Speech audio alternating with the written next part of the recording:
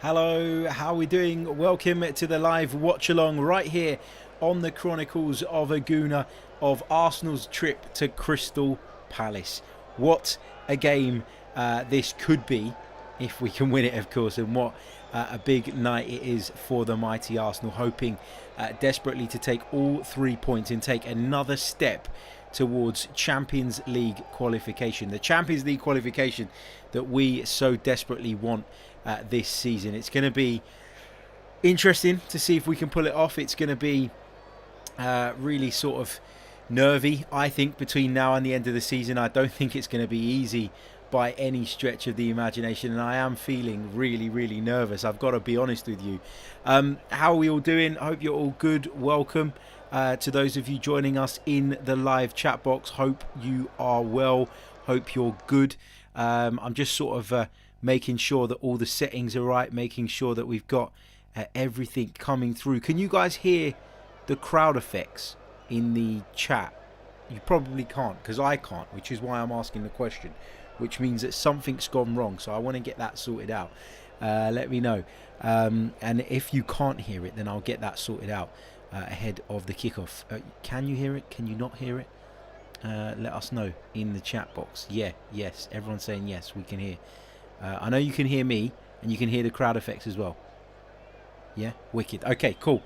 It's coming through to everybody. It's not coming through to me for some weird reason, but I don't know why that is. I will try and fix that. But monitor and output, monitor, all of this is yeah, just slightly. That's what I want, just slightly, for you guys to hear it, just slightly. Don't want to deafen you all. Hold on. No, that's not it. No, that's not it.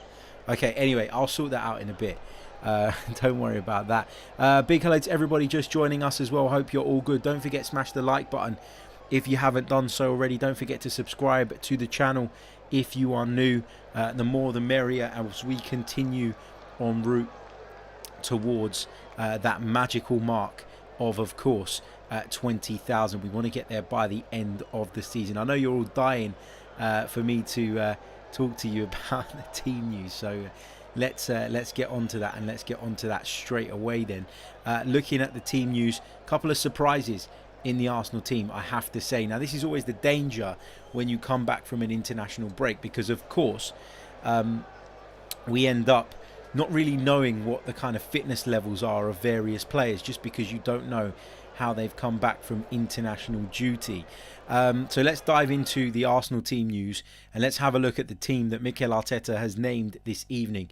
Aaron Ramsdale is the goalkeeper. It's a back four of Cedric, White, Gabriel and Tavares.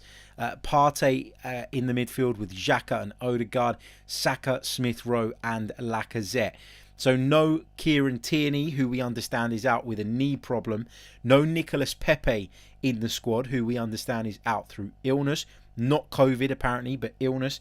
And there's still no Takahiro Tomiyasu in that squad. Now, looking at the starting lineup, with the exception of the left back, it's as I expected. So I'm not overly sort of concerned or worried about that. But I just wonder if the weakness of having two of our, I guess, backup fullbacks in the starting lineup is going to cause us a problem tonight. Obviously, we know that Cedric is going to have a torrid time, we'd expect, or a difficult evening at least, up against Wilfred Zaha, and it's important that we have the right infrastructure around him to protect him, and hopefully we can kind of mitigate that risk and that problem going forward. Or going into the game, I guess. Looking at the subs bench, this is the big concern for me tonight. This is the big worry. You look at that bench of Leno, Holding, Ogumbo, Swanson, Lokonga, El Neni, Martinelli, Flores and Nketiah, and with the exception of Gabriel Martinelli, there isn't anybody on there that you feel could come on and turn the game around, and that's a big concern. We see it so often in this Premier League, don't we? The ability to bring on quality from the substitutes bench can so often be a difference maker, and I don't feel we've got enough of that on the bench tonight. It's a big ask of these 11 players starting the game, and let's say Gabriel Martinelli, who I'm sure we'll see at some point, to kind of get over the line this evening, given that we face a really tough and strong Crystal Palace side who have been in excellent form this season. They've really overachieved under Patrick Vieira. I think that's fair to say. I think that a lot of people were tipping him to be the first manager to be sacked in the Premier League this season. So to be in the position that they are in now is obviously very impressive. And to top it off, aside from their league form, they're also, of course, in the FA Cup semi-final. So, yeah, they'll be happy with that, and they'll be looking to take a big scalp in Arsenal and inform Arsenal tonight at Selhurst Park under the lights in front of a full house. Okay, let's take some of your questions. Let's take some of your thoughts. Let's see what you guys are feeling and what you guys are wanting to ask going into this game. Let me see. Let's dive into the chat. People saying they can still hear the crowd effect, right? I can't hear it, which is a bit annoying. But I will try and sort that for myself before kickoff. I don't want to pause talking to you guys for too long. Let me just bump that up a little bit. Let me know if you can hear it in the chat. Okay. Jorna Helga Magnussen says optimistic prediction. Crystal Palace 0, Arsenal 3. That's very, very optimistic. Inter Yanan says surprised you're not at the game, Harry. Yeah, do you know what? I sometimes struggle to get away tickets just because over the last few seasons with work, I'm not always able to give up sort of back-to-back weekends and basically be free for back-to-back weekends where I don't have other work commitments. And so it's become a case of me not having enough away points, enough away credits. And when it comes to these London games in particular and some of the local games, it becomes more difficult to get tickets. I was going to do a watch along later on in the month for the Chelsea game, but I'm now going to be going to that one, so I'll bring you guys some content from Stamford Bridge on that one, of course. Let's see what else we've got in the chat. Riddy says, what was the point of Scotland playing Kieran Tierney for 90 minutes in 2 meaningless friendlies? Moss Sports Talk says that Scotland team always seem to hurt our Kieran Tierney. Yeah, look, at the end of the day, it's just one of those things, you know. It is literally just one of those things. Like, an international manager is not going to think about what's best for Mikel Arteta. He's going to think about what's best for him. He's going to think about what suits his team and what suits his objectives. And obviously Kieran Tierney's a big part of Scotland's setup, and he's an important player to them, and hence why he was used as much as he was. We can't really have too many complaints about it. Like, in an ideal world, we'd prefer that Kieran Tierney played less. Of course we would, but it's just one of those things. It's the way of the football world, and you know, every big club has to contend with its players going away on international duty, and in our view, getting overworked, I guess. What else have we got in the chat? X-Shao says, missing my boy Tommy. Yeah, and again, look, this whole Tomiyasu thing is getting worrying, isn't it? Because we've spoken about it time and time again. We kept hearing that this injury was something that he was very close to recovering from. We even heard, in the build-up to this one, that it's something that we expect to be resolved ASAP, and that he'd probably be available, or that it was close. But again, we go into the game and we have the team announced, and Takahiro Tomiyasu is not part of the setup. He's not part of the squad, and that's a big worry for me. That's a big concern. And you know, the longer this thing rumbles on, the more serious you feel it might be. You know, he's a really important player to us, and yes, Cedric has done a good job of late, but you know, going into some of those fixtures that we've got coming up, the likes of the trip to Chelsea, the game against Manchester United, and that North London derby, which is now being rescheduled finally. We'll talk about that in a minute. It just feels like we're kind of we're really spread thin, and we're having to trust in a player that I think overall during his Arsenal career has shown that trusting him can be I don't know if I should use the term dodgy, but trusting him has not always been the best thing, and we've seen that in the past. I think, although he's on a good run of form now, I don't wish to knock the guy, I don't wish to criticise the guy. It is Cedric, we know what his level is, and over the course of the season, I think if he played week in, week out, we probably would end up getting found out. Let's see what else we've got. Inter says Tierney isn't even as good as he's made out to be. I don't know. Look, I think Kieran Tierney's a good left back. I don't think this season he's been as good as he has been in previous seasons. I think I agree with that. I think that's a fair statement and a fair assessment to make. But he's just, for me, he's a better defender than Nuno Tavares. And when it comes to the going forward part, I'm not actually too worried about Nuno Tavares being in the side. I think he has proven that when he's in the team, he can give us quite a bit going forward. Defensively, it's been a little bit iffy with him in the last few times he's played, and that's my concern with him. But yeah, look, we're going to miss Kieran Tierney, especially away from home, I think, unless we're completely dominant in the game and have all of the ball. And I don't know that it's going to be that easy tonight. I really don't. What else have we got in the chat box? Let's see.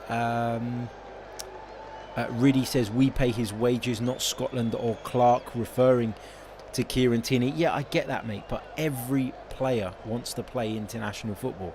I'm sure Kieran Tierney wants to represent Scotland. Nobody's putting a gun to his head and saying, you have to come and play for Scotland.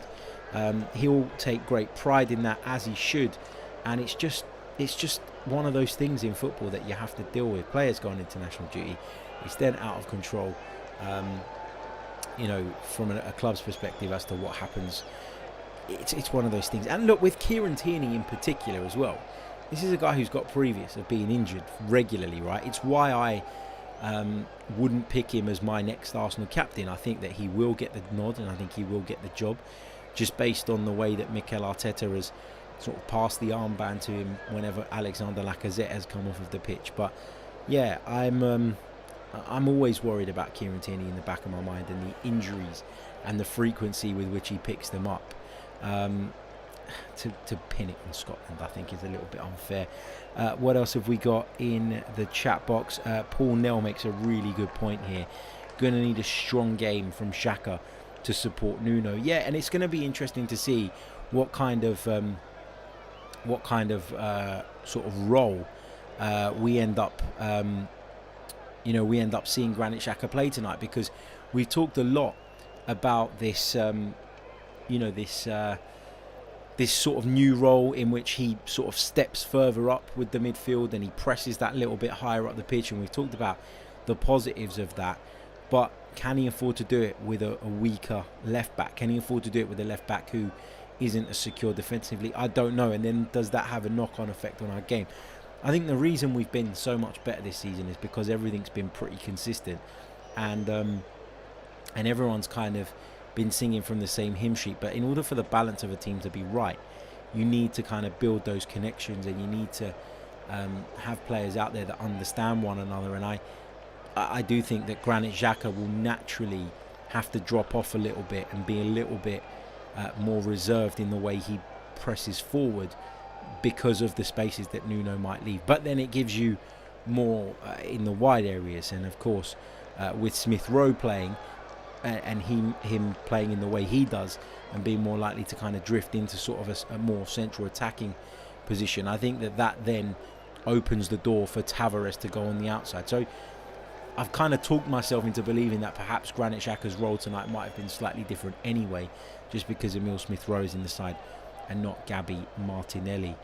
Over 170 of you with us right now in the live chat. Incredible, because the game hasn't even started yet. In fact, we're still around about 15 minutes away from kickoff. But if you could, please do smash that like button. It really, really does help. There's no reason with so many of you watching why we can't get up to 100 likes in the next few minutes. It really helps the stream. It gets it in front of more people. And I'll be bringing you sort of my commentary throughout the game. We'll be taking your comments, we'll be taking your questions, lots and lots of content coming your way. And on top of that, around about half an hour after we finish here, we're going to bring you the live review podcast on the YouTube channel, and also that will be available first thing in the morning to our audio platform listeners as well. So much content for you to consume over the next sort of 24 hours, 12 hours even. Also, Mike Stavrou of Metro Sport, who you'll know from the podcast, will be joining me tomorrow at lunchtime to break down the game a little bit further as well. So as I say, lots and lots of content coming your way in the not too distant future. What else have we got? Tired Gunnosaurus says, would I give the armband to Martin Odegaard? Yeah, I would. Riddy says, a draw tonight won't be bad under the circumstances. I'm very much of the opinion that when you look at the fixtures we got coming up, we need to win this game. I really do. Look, if we play poorly, if we struggle, if we get battered, and then we scrape a draw, then obviously you look at that and you go, well, it was a decent point. It's like the Palace game earlier in the season, right? We played them at Emirates Stadium. We weren't very good. We managed to nick a draw right at the death. It was a smash and grab, and you came away from that not happy that you'd drawn at home to Crystal Palace, but sort of content with the fact that despite being so bad and despite being so below par, we never lost the game. So that's, it's easy to say now that it's a must win. When the game pans out in whatever way it does, then your opinion and your view might change on that. But yeah, at this moment in time, I feel like it's a must win, and I was of that opinion even prior to Spurs' victory yesterday. A lot's been made of that in the media today about how the pressure is now really on Arsenal. The pressure was always on Arsenal going into tonight's game. Nothing's changed. Has it increased slightly at the fact that Tottenham have won a game, won it so comprehensively, and moved into fourth place? Yeah, I think that's fair to say.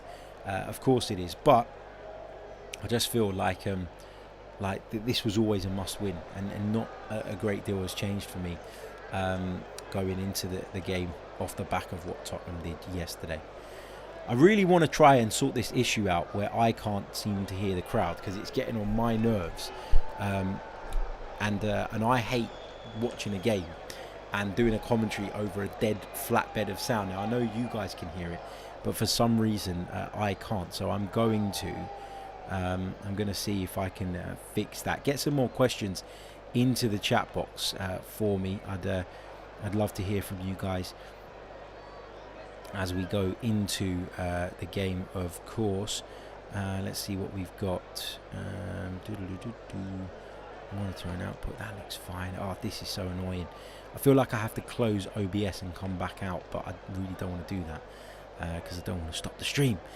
Don't forget, hit the like button if you haven't done so already. Don't forget, subscribe to the channel if you are new.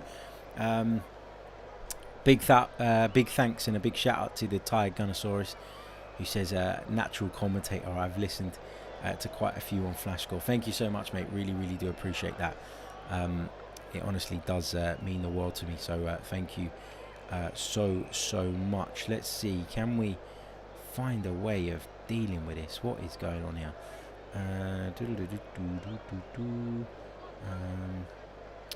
Desktop audio device. No, that's not the one. Audio monitoring device. That might be it. What if I change this? No, that's not going to do it either. Okay, forget about it. We'll just move on. As long as you guys can hear it, that is fine. Let's see what Crusader is saying. He says, we just have a plan A. Hope it works. Yeah, but also you got to be fair. Like we only have a plan A tonight, partly because we seem to play one way at the moment, but secondly because of the fact that we've got important personnel missing. I mean, normally we have a Pepe and a Martinelli or Smith Rowe on the bench that you think, oh yeah, this guy could come on and this guy could make a difference. Normally we have at least a couple of attacking options, and more often than not when you want to change a game, it is attacking options that you look to, right? We have seen Rob Holding come on to good effect in recent seasons, and that's been great. But yeah, it's one of those things, isn't it? Let me I think I might have found a way actually of being able to sort this. Will I be able to do it? Hold on a minute. Sources. Let's see if I can do this. Get me some more questions in. Hold on. Audio input capture. Can we do this? I don't know. Let's see. No, I'm not going to mess around with it now because I don't know what the hell I'm doing.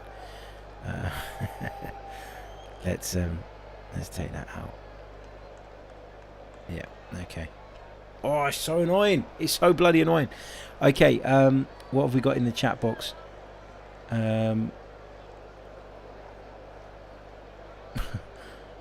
Harry, we will go over the sound for you supporters, saying we love you, Arsenal. Yep.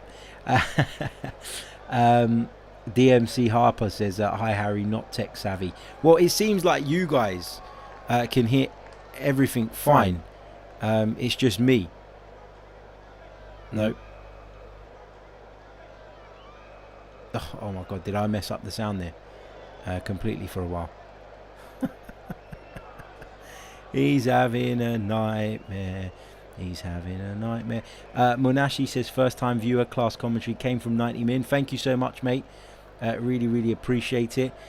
Justin D says, I'm calling it now, Harry. Laka is getting 2 today. Oh, that would be nice, wouldn't it? That would be the dream. If he could manage that, that would be excellent. Let's just check in on how it's going through YouTube, and that way I'll be able to tell and gauge whether it's all going okay on the outside. I can live without hearing the sound, but I want to make sure it's all right for you guys.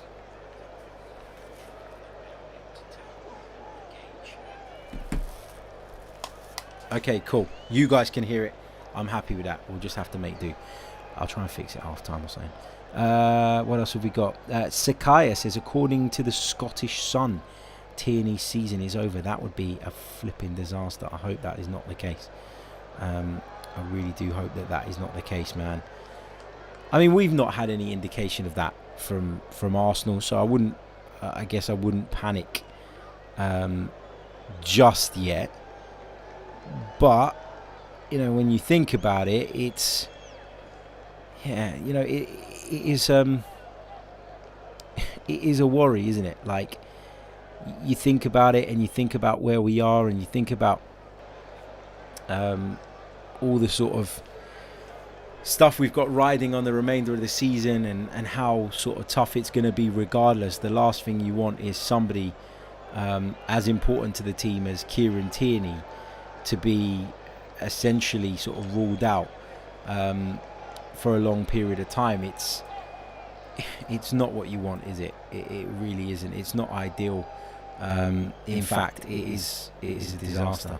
It really, really is. And fingers crossed, as I say, it isn't what we're sort of being told it might be, and it is just a short-term injury. I don't know. I feel really frustrated about this, because now this has got me worried, because we're going into a really important part of our season, and the last thing you need is to have people missing. The last thing you need is to have key players absent and key players sort of taken out. Again, I'm sorry, I'm so distracted by this sound business. I know a lot of you are sort of asking about the echo. I've turned it off now. I was trying to fix whatever the shit this problem is that is preventing me from being able to hear the sound coming through. It is really bloody annoying. I can't tell you how much I hate doing things without being able to hear myself, but it is what it is. It is what it is. Oh, hold on, I might have done it. Let me see what I can do. Get some more questions in, because we've got around about 8 minutes before kickoff, and then we're going to be taking you through of course this huge game between Arsenal and Crystal Palace from the lovely Selhurst Park. Big game this. Massive game. And, it's going to be interesting to see how we manage it, to see if we're able to get something, if we're able to make something of it. Let me see if this is working. Hold on. No. Alright, scrap it, forget it. That was the last try. Not bothering anymore. Crystal Palace versus Arsenal, live from Selhurst Park. Big game. Big game. Let me just take... There we go. Okay, we should be all good now. Give me a thumbs up.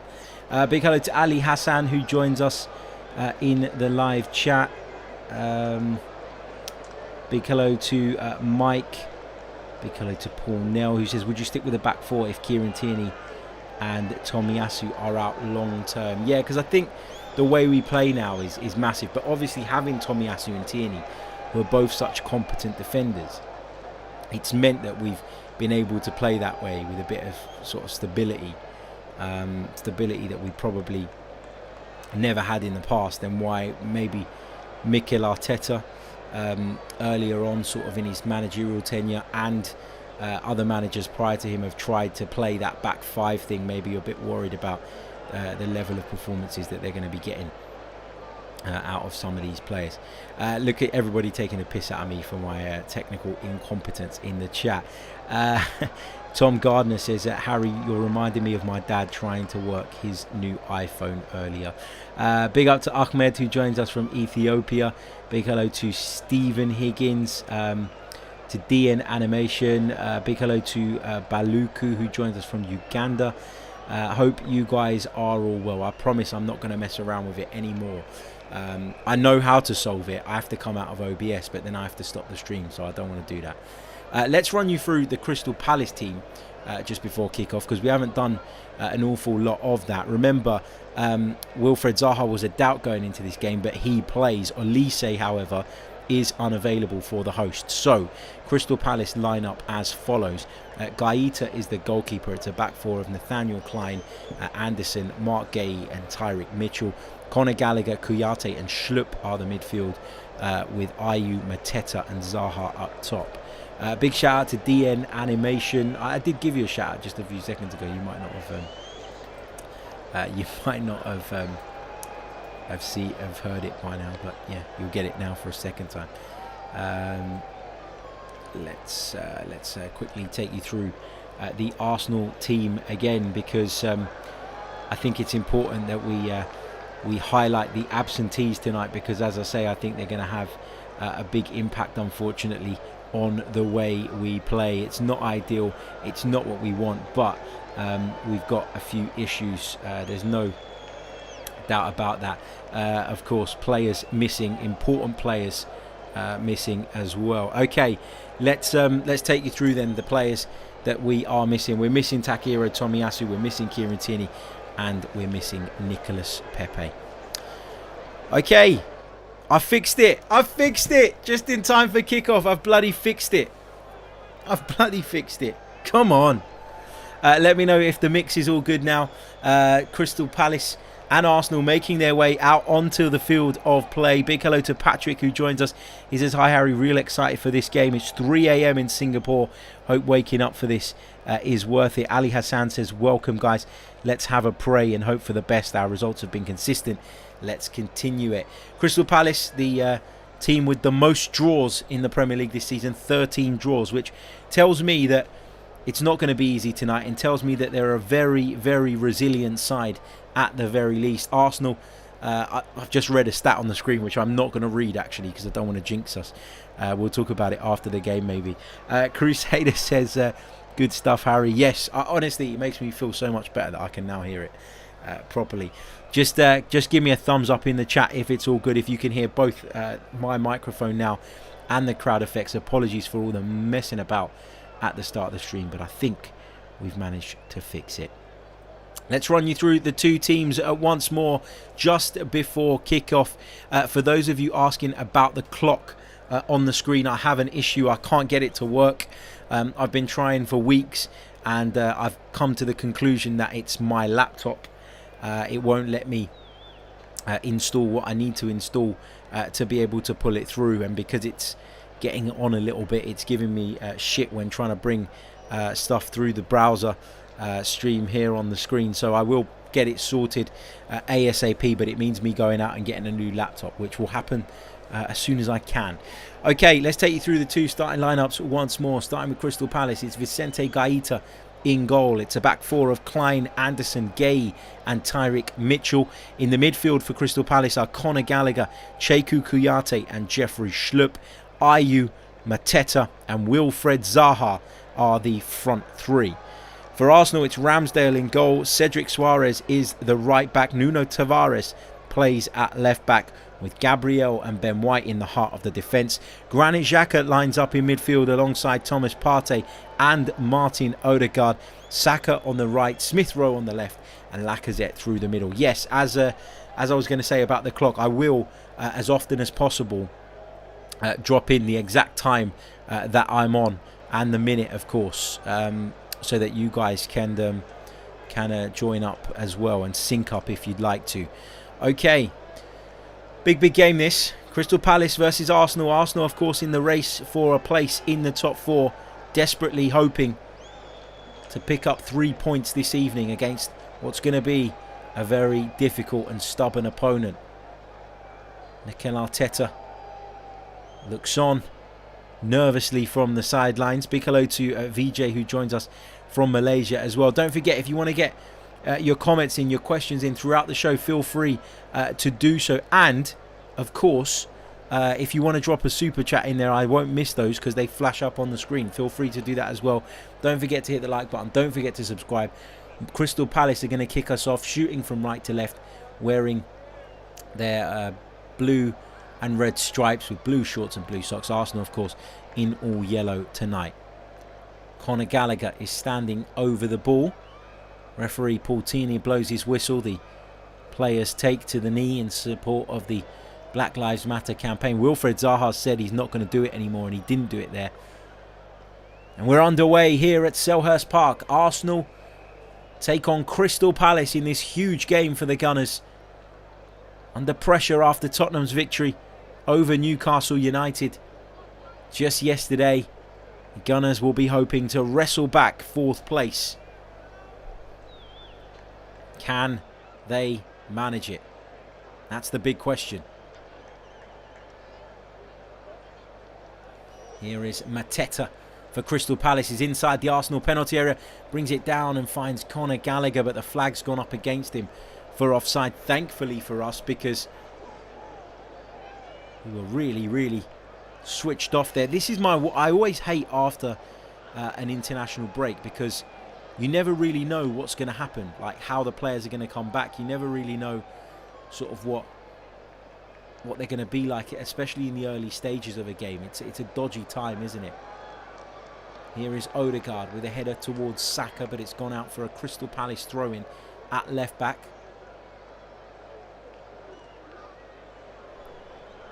It's going to be taken by the full-back Mitchell. Down the line it goes.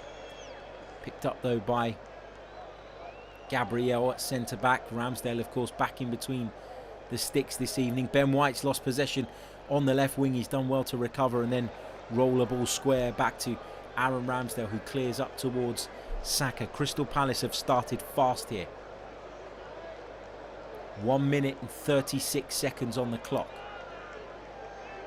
Here is Schlupp in midfield for the Eagles. Goes back to Mitchell, the left back. Plays it forward towards Zaha. Can he get beyond Ben White? No, he can't. Held up, and it allows Cedric to get back. Zaha with a clever back heel. Mitchell on the outside of him, delivers into the box. It might drop for Conor Gallagher. Cleared away as far as Martin Odegaard, and Arsenal have their first opportunity to break forward this evening. Here's Nuno Tavares just inside the Palace half. Smith Rowe, now Xhaka. Into Smith Rowe again, lays it off for Lacazette and continues his run. Smith Rowe almost played in there by Alexander Lacazette. Really good play from Arsenal. Emile Smith Rowe had laid the ball off for Alexander Lacazette and then continued his run into the penalty area. The Frenchman took a touch, looked up and so very nearly slotted him in. He just couldn't take it in his stride, Emile Smith Rowe, but the idea was the right one from Lacazette. Here's Mateta trying to get forward down the left for Crystal Palace. Foul given against him. He's going to give Gabriel a real battle physically tonight, isn't he? Of course, Gabriel, who recently became a father. Congratulations to he and his partner. But he'll have to put the baby stuff to one side for tonight. He's got to be focused. The animation says, how do I donate? You can send a super chat, mate, or you can become a member of the channel. It's up to you. None are compulsory, but all are appreciated. Thank you so much. Here's Lacazette on the halfway line. Lays it off to Cedric at right back. 3.5 minutes on the clock. Here's Ben White now at centre half. Square pass to Gabriel. Lays it off to Partey on the halfway line. A Ghanaian with a left-footed pass to find Tavares, who chips it down the line. Can Smith Rowe bring this down? No, he won't. Joachim Andersen will get there first and clears it back down the line towards Mateta, who again is holding off Gabriel.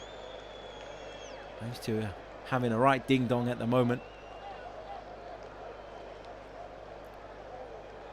Nuno Tavares will take this throw in for Arsenal at left back, short to Xhaka. And then Tavares gets it back. Now it's with Gabriel. Here's Ramsdale on the edge of his penalty area. Rolls it short to Ben White. Out to the left it goes. Nuno Tavares will pick it up. Into Xhaka. Smith Rowe, now Lacazette. The trio exchanging passes. Tavares ran into trouble, but Thomas Partey is going to pick this up in midfield and he'll drive forward. Just showed a little bit too much of the ball to the Palace defender, who's cleared it upfield. Thomas Partey, of course, playing a huge role for Ghana in their World Cup playoff. He scored the goal that ultimately booked their place in the finals. So a big week of international football for Thomas Partey. Just looking at Partey and Xhaka, Arsenal's win percentage with them is 79%. Without, it's 43% this season, which shows you how important both of those players, despite the criticism that one of them receives on a regular basis, are key to this Arsenal side. Don't forget, if you haven't done so already, make sure you hit the like button. Make sure you're subscribed to the channel if you are new. It is very much appreciated. 5 minutes in here, it's goalless. Ramsdale's clearance is too long and it finds its way all the way through to Vicente Gaeta in the Palace goal. Forgotten I made a hot drink and now it's not very hot anymore. As Partey wins that back in midfield for the Gunners. Here's Xhaka, just dropping in between Gabriel and Tavares and steering the ball to Gabriel, who was just 6 or 7 yards away. Here is the Brazilian. Into Tavares at left back. Here's Emile Smith Rowe. His pass blocked by Ayew, operating on the right hand side for Crystal Palace this evening. Xhaka, Tavares, Gabriel.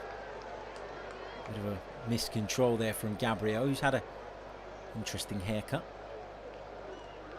Ball's gone out of play. Will be a Palace throw-in in the right wing position. It's taken short.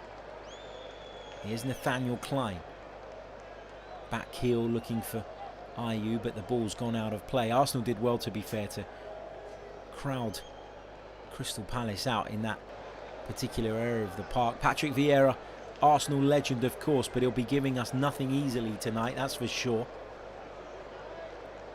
As Ayew plays the ball slightly inside to Conor Gallagher. Gallagher will get there again, this time to the byline. Stands up across towards the far post, but Bukayo Saka was back defending for the Gunners. Big hello to Lewis, who joins us. Steve says Palace are pressing us well. Agreed, they are. Just feels like we haven't quite found our rhythm yet, and as I've said to you guys before, that always is a concern and a worry for me off the back of an international break. That's always been my sort of big issue. Here is Kouyaté. Now it's with Smith Rowe. Plays it left for Nuno Tavares. Just inside the Palace half. Inside it goes to Gabriel. Square to Ben White. If you're wanting to sync up, we're on the 7th minute and 55th second. Yep. What can he muster up here? Tavares again on the left into the feet of Emile Smith Rowe. Back to Gabriel. Here's Ben White. Out to the right hand side for Saka. He'll carry this forward. Cedric makes the overlapping run. Saka goes infield instead to Odegaard. Square pass to Tavares. Takes a touch, thought about the shot, but was closed down really quickly by Ayew, who will sprint away with it for Crystal Palace. Gets up to the halfway line, turns back and finds Joachim Andersen. Palace in possession now with Mitchell, the left back. into Zaha on the halfway line. Back to Mitchell again. Now it's with Mark Gay. Made his England debut, of course, during this international break. Senior debut, that is, as Zaha wins a free kick. I'm sure that won't be the first time. I beg your pardon, the last time I say that this evening. Cedric Suarez, the offender on that occasion.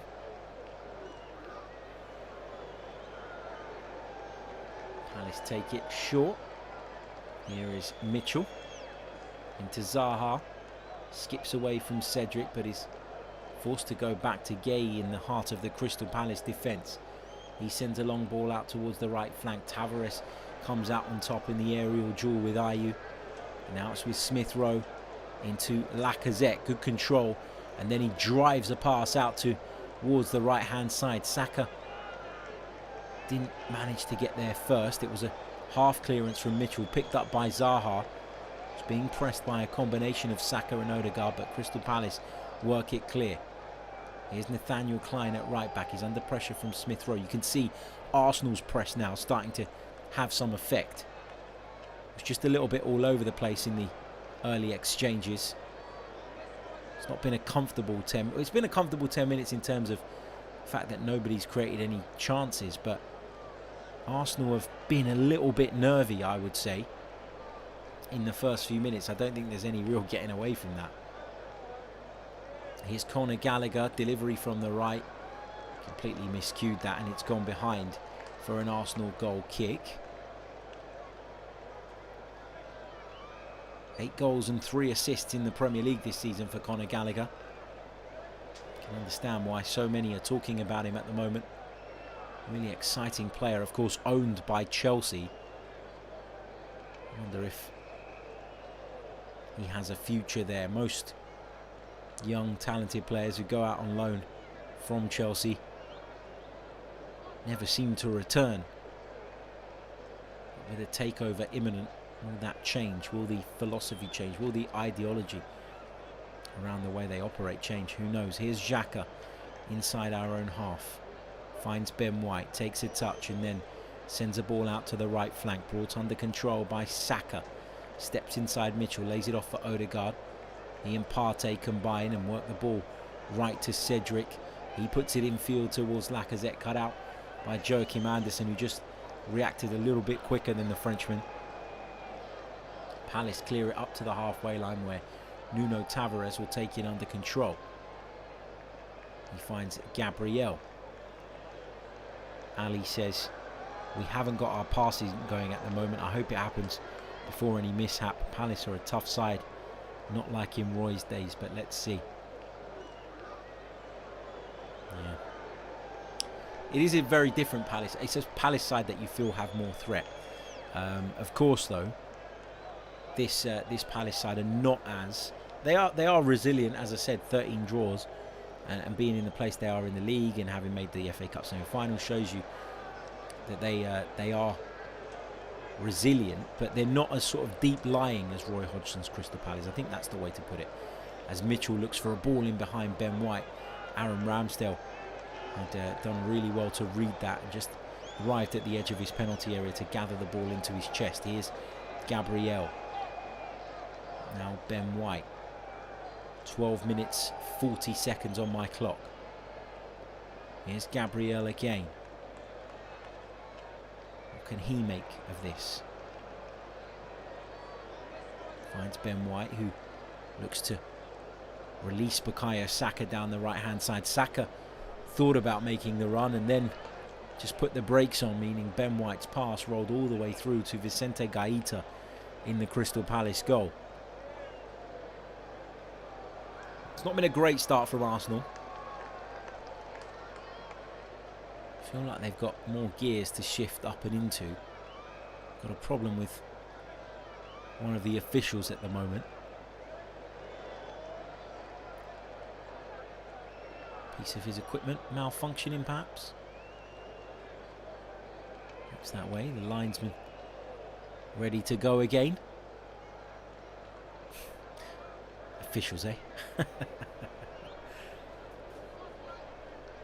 Play will resume. Vicente Gaeta with the ball in his hands.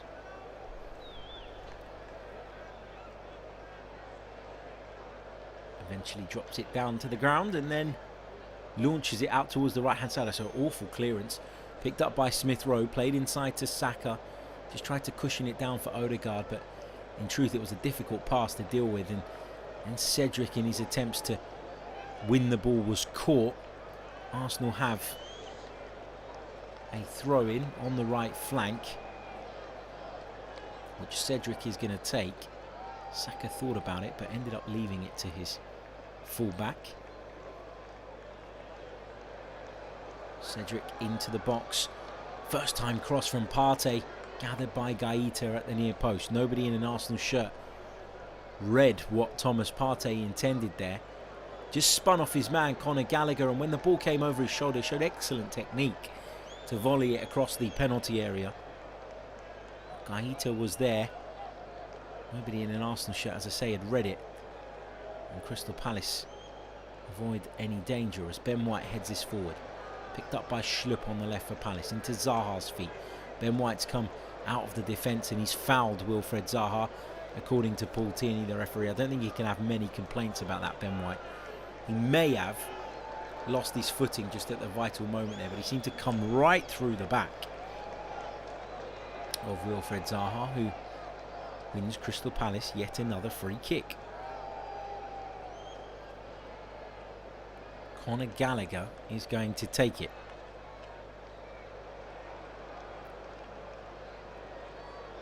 Opportunity for him to whip the ball into the penalty area from a wide left position. In it comes, right-footed in towards the far post area. Met by the head of Gabriel and headed home by Mateta of Crystal Palace. It's the worst possible start for Arsenal. Such slack defending. And we haven't really been able to say that all season when it comes to set pieces. But that was really poor. Mikel Arteta not happy. It's always the danger when you come back from the international break. People just aren't quite at it. Conor Gallagher whipped it in. I don't think anybody was offside looking at it again. Gabriel got something on it. Not enough. And Joachim Andersen, more by luck than by design, managed to work the ball back across the penalty area. It ricocheted off of his head and it fell to Mateta, who from close range was never going to miss. He was 6 yards out. He heads it home. I wanted to be really critical of the defending, and I think you can be critical to a degree. But we were obviously really unfortunate in the way the ball ended up falling to Mateta.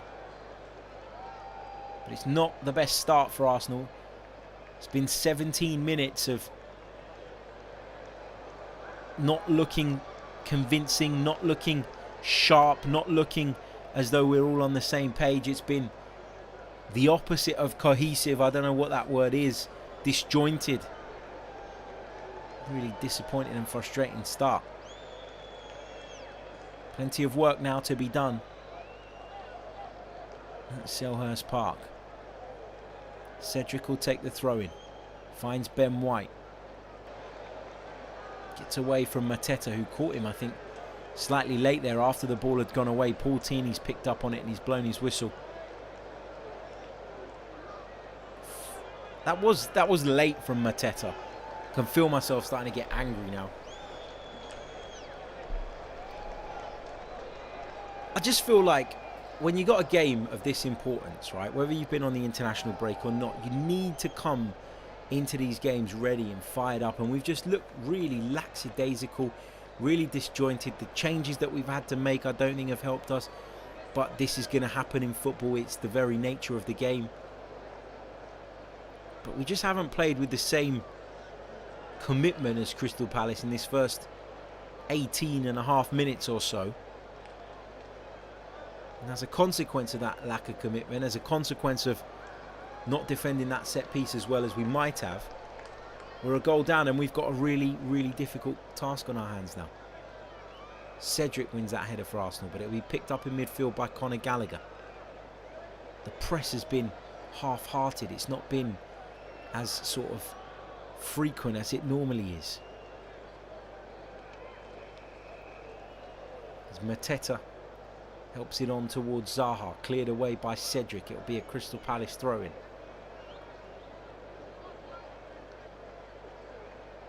As Wandering Minstrel says, there was a ricochet in the lead up to that goal that was really unlucky.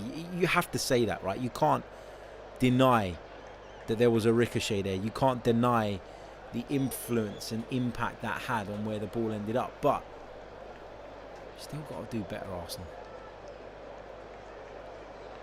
Here's Nathaniel Klein on the right for Palace. Finds Ayew. All the bloody people, Patrick Vieira as well. Remember where you came from, Patrick. As they clear the ball upfield.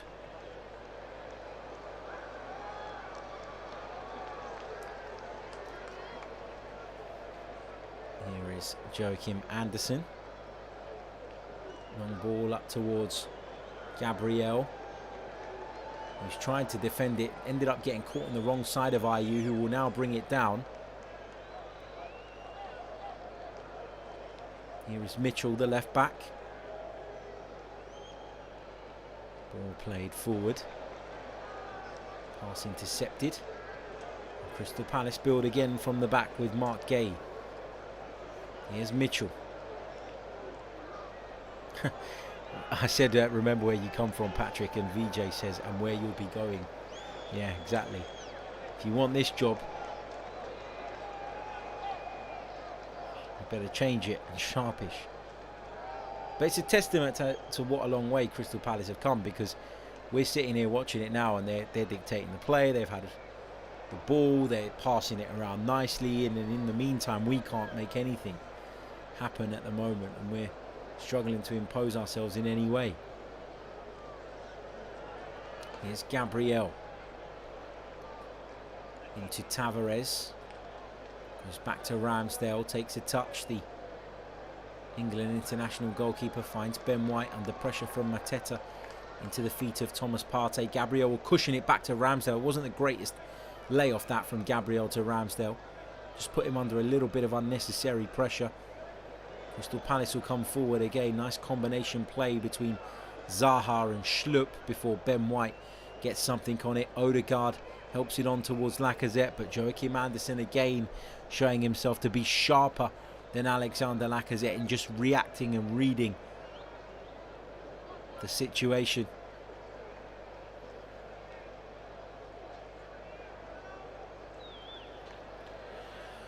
Well, I'm just reading some of your comments. Arsenal try to build again. Win themselves a free kick midway inside their own half. Nick, hello to those of you joining us a little bit late. Hope you're all well. Don't forget, if you haven't done so already, hit the like button. If not for the performance so far, then for me. Here is Odegaard. Loses out. Zaha with it now for Crystal Palace, coming down the left-hand side, holding off Cedric Suarez. The two do battle, and in the end, Cedric is able to clear it out. Gabriel is not doing well today, according to Tyrannosaurus. I think he's got his hands full with Mateta. I really do. And I remember reading a story just, a few months ago. Something along the lines of Crystal Palace were hoping to send Mateta back because he is on loan at the club. They were frustrated by what they'd seen from him. But he's been so influential of late. Here they come again with Ayew. 2-0 Palace. 23 minutes in, Crystal Palace 2, Arsenal 0. What a dreadful start to this fixture. Awful, awful performance from Arsenal so far. Keep getting caught out. Gabriel looks like he hasn't slept in 2 weeks. I mean, you watch the build-up to this again. Gay gets away from Lacazette. Rolls it infield for Joachim Andersen. That's such an easy ball to play through. Gabriel's got to cut it out. Tavares gets dragged into territory that isn't really his to mind. And Ayew ends up through on goal. He's never going to miss from there. It's an easy finish. Ramsdale with no chance. Gabriel committing himself to stepping out and then, as a result, not being able to block the through ball. It's just such a dreadful start from Arsenal. And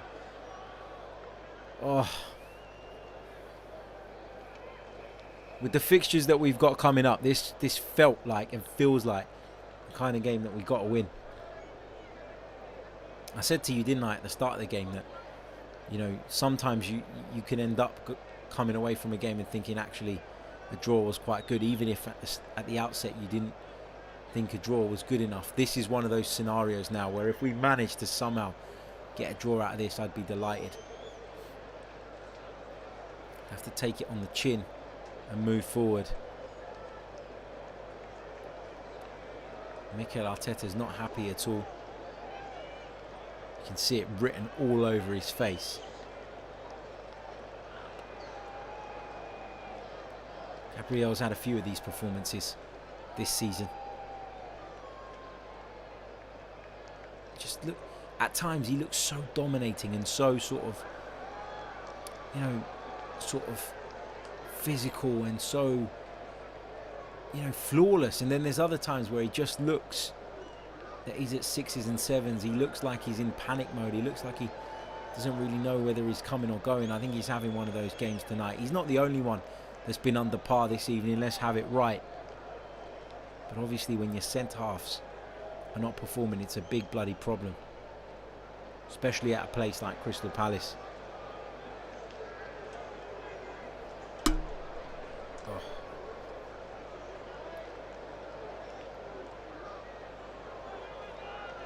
See what we got in the chat. Moss says Nuno is lost on the left hand side. Some of you asking about formation changes. I don't think we need a formation change. I think everybody just needs to fucking pull their weight, to be honest. So Mateta has it on the left for Crystal Palace. Here's Wilfred Zaha. Will he work the ball into the box? No, he won't. He goes back to Wilfred Zaha. Tierney's been a big miss. I don't really want to criticise Cedric at this point because he's got his hands full with Wilfred Zaha, but that's not where the goals have come from. Here's Smith Rowe picking up the ball for Arsenal midway inside his own half. Gets it back from Thomas Partey, carries it up to the halfway line, was looking for Xhaka, who has also struggled to really impose himself on this game so far. There's people in there saying the top 4 is done. Come on, that's a bit overreactionary, guys. It is a little bit overreactionary to say that if we lose tonight that the top 4 is done. There's still a long way to go, but it does mean we're no longer in the driving seat. Here is Gabriel looking for Nuno Tavares with a chip ball out to the left. Didn't quite find him, but it ended up at the feet of Xhaka, who finds Lacazette inside the penalty area. Cuts it back to Partey on the edge of the box. Winds up a shot. Conor Gallagher got something on it. Arsenal keep it alive with Saka now on the right. Saka's ball in. Lacazette heads over the top of the crossbar. Was never scoring there, Alexander Lacazette. Oh.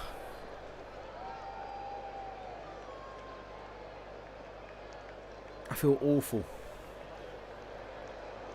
People listen to this. We have the worst manager in world football. What a load of absolute tripe, man. I value all of your opinions and all of your views, but sometimes, every now and again, you come across an absolute nonsense of a comment, and that is exactly it. Given the circumstances, given who's available, I would have done exactly the same thing as the manager. The problem has been the application of those out on that pitch in yellow. It's not been good enough. They've not matched Crystal Palace in terms of effort, in terms of energy, in terms of anything. Been so poor. How much of it is down to us? How much of it is down to Crystal Palace being good? Abdi says, Harry, when will you rage? If you've come to see somebody rage, then you're on the wrong channel, man. I'm disappointed. I'm disappointed with the start. Look, there's a long way to go in this game, and you know that Arsenal, if they play well, could find a way back into it. But it's just, you give yourself a mountain to climb. Why? Not because tactically you got it wrong, not because you're playing against a world-beaten side, because you simply weren't up for it from the kickoff. You weren't motivated enough, and if you were, you'd have had that extra 5-10% that you need. And what's seen Crystal Palace win so many of the individual battles all over the park so far. Sko says it could be pressure.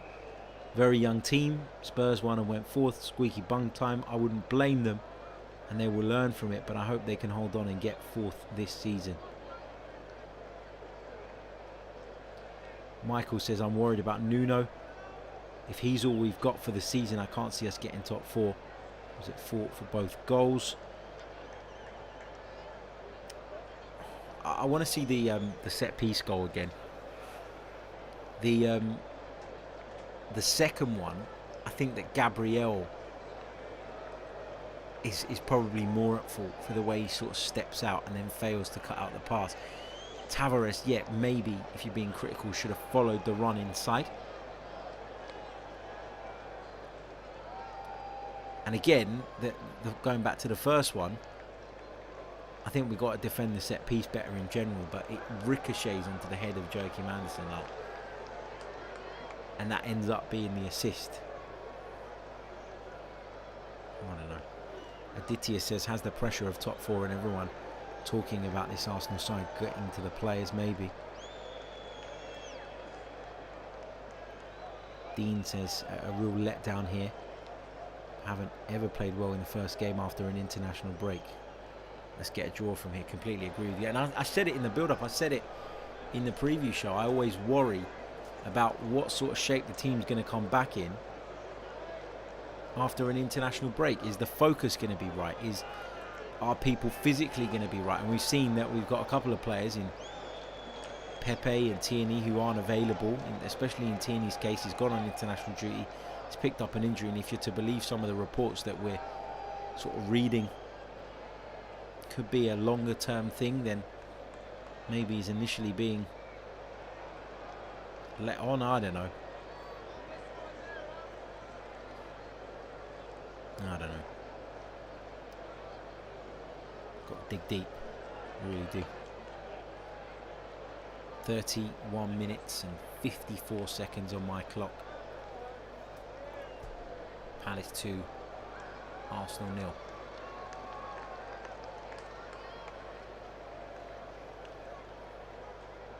Here is Anderson into Schlupp. Now Kouyaté. There's Gay out to the left, picked up by Mitchell. Infield to Zaha, skips away from first Odegaard and then Saka and carries it down the left for Crystal Palace. There's a ball into the channel for Mateta to pick up down by the corner flag through the legs of Ben White, and then Mitchell goes down under a challenge from Bukayo Saka. He wants a free kick, he's not going to get one.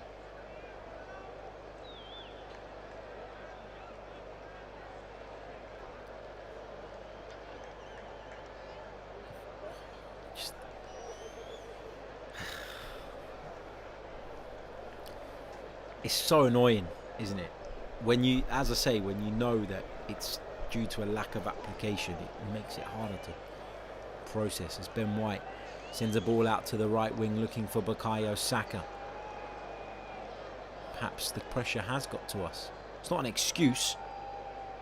This performance so far has been unacceptable. No doubt about that. Crystal Palace have a throw in at left back.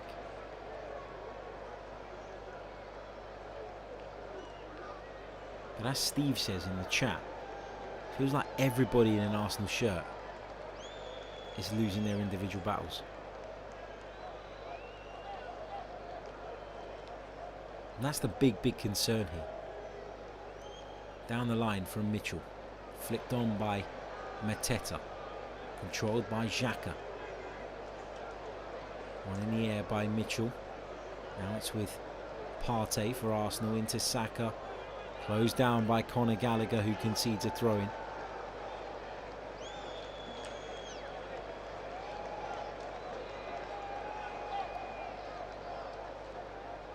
Yes, Gabriel. I haven't even got the energy to talk through sort of play by play because of just how deflated I'm feeling at the moment. Here's Ben White. Saka skips inside Wilfred Zaha. Just leaned into him. Odegaard nicks it back for Arsenal, but is accused, penalised for a foul. I didn't think there was a foul there from Martin Odegaard. I think that's a really silly decision from Paul Tierney. Bill Beebe says Palace will tire in the second half. They've put a lot into this first period. They've been closing us down. They've been hassling us. They've been harrying us.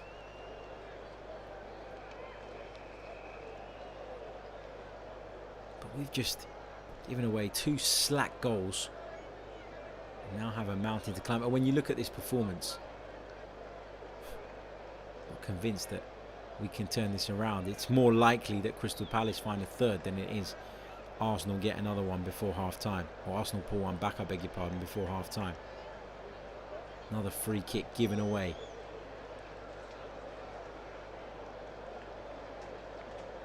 Ayew fouled by Nuno Tavares. I mean, what's happened to Nuno Tavares? Because when he first came into the side, he always looked a little bit raw, and he looked sort of... yeah, raw was the right word, but he always seemed to have this physicality, this power, this pace, this strength, and this bravery to his game. And it feels like all of that's gone, and he's just become a calamity. Granit Xhaka tonight, not been involved anywhere near enough.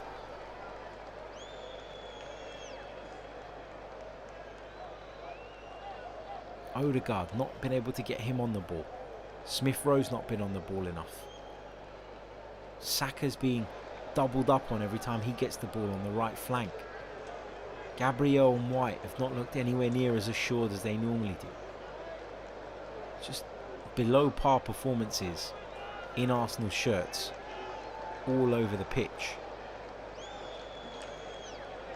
Here's Gabriel at centre-back. Into Lacazette. Challenged by Gay, but picked up by Xhaka. Partey tries to ping the ball out to the left. His pass was blocked. Gabriel tried to help it on its way through. He's given it away. Lovely turn from Cheick Kouyaté, and he finds Ayew down the right for Crystal Palace. Lays it off to Conor Gallagher. Klein into Ayew, looks to spin away from Xhaka. Palace continue coming forward. Here's Conor Gallagher again on the right hand side. He's forced back.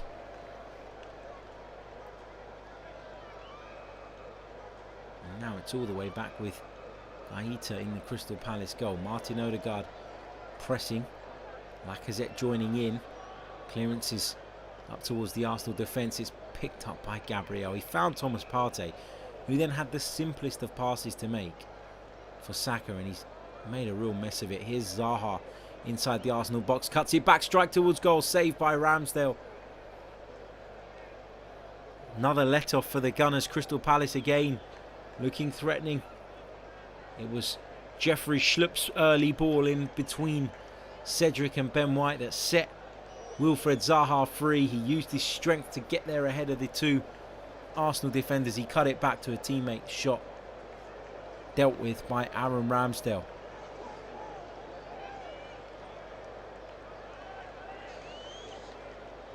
Here's Gabriel into Nuno. Junior Gunner says we've been embarrassing this half. I don't disagree with you. I really don't. I feel like everybody has been below the level required. Here's Nuno. Smith Rowe.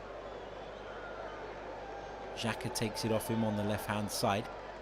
Back to Nuno again. Chip forward. Smith Rowe had straight into an offside position.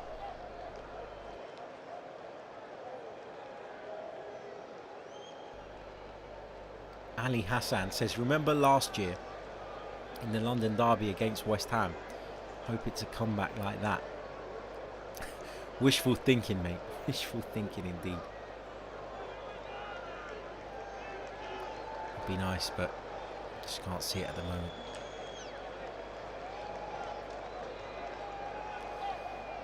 Oh.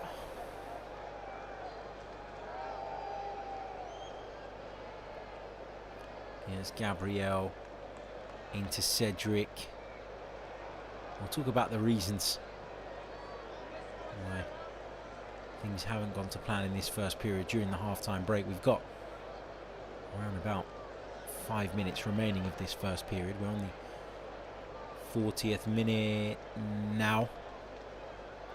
For those of you wanting to sync up, even if you're not enjoying the performance, which I certainly am not, please do hit the like button on the video. It really does help me and really does help the channel. Also, if you're new to the channel, please do subscribe.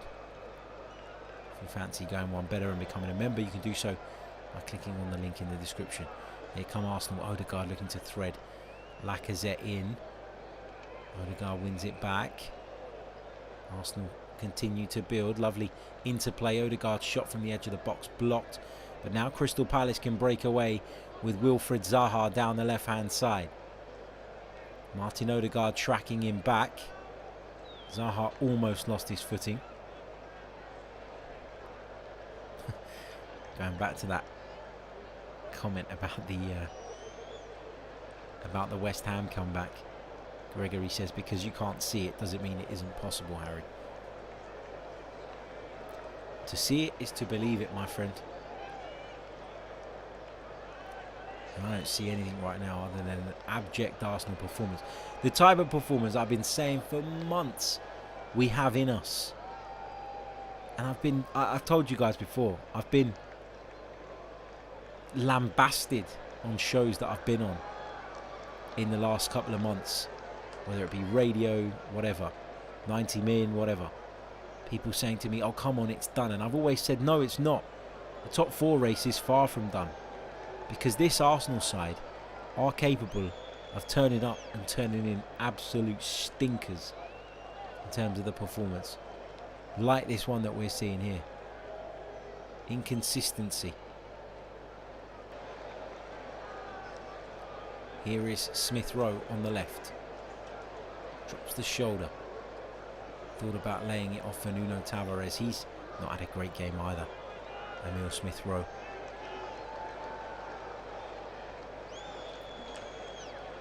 Here's Ben White. Carrying the ball into midfield for the Gunners, into the feet of Lacazette. Laid off for Partey. Given away, and then Partey commits a foul against Jordan Ayew. Arsenal fan says, where is Tierney? For those of you joining us late or who've missed the build-up to the game, Kieran Tierney is out with a knee problem. There are some reports that could be the end of his season, but they are unconfirmed reports at the moment, so I'm kind of trying not to panic. But when you look at Nuno's performance tonight, I can ill afford to be without Kieran Tierney. Here's Klein at right back for Palace. Finds Anderson, whose touch was just a little bit heavy, and he ended up taking the ball out of play. It will be an Arsenal throw-in on the left-hand side. Just 2 minutes remain of this first period. Can the Gunners pull one back to make a game of this? Because we've been second best in every department up until now. Tavares. Has he won another throw-in? Yes, he has. It's midway inside the Palace half on Arsenal's left.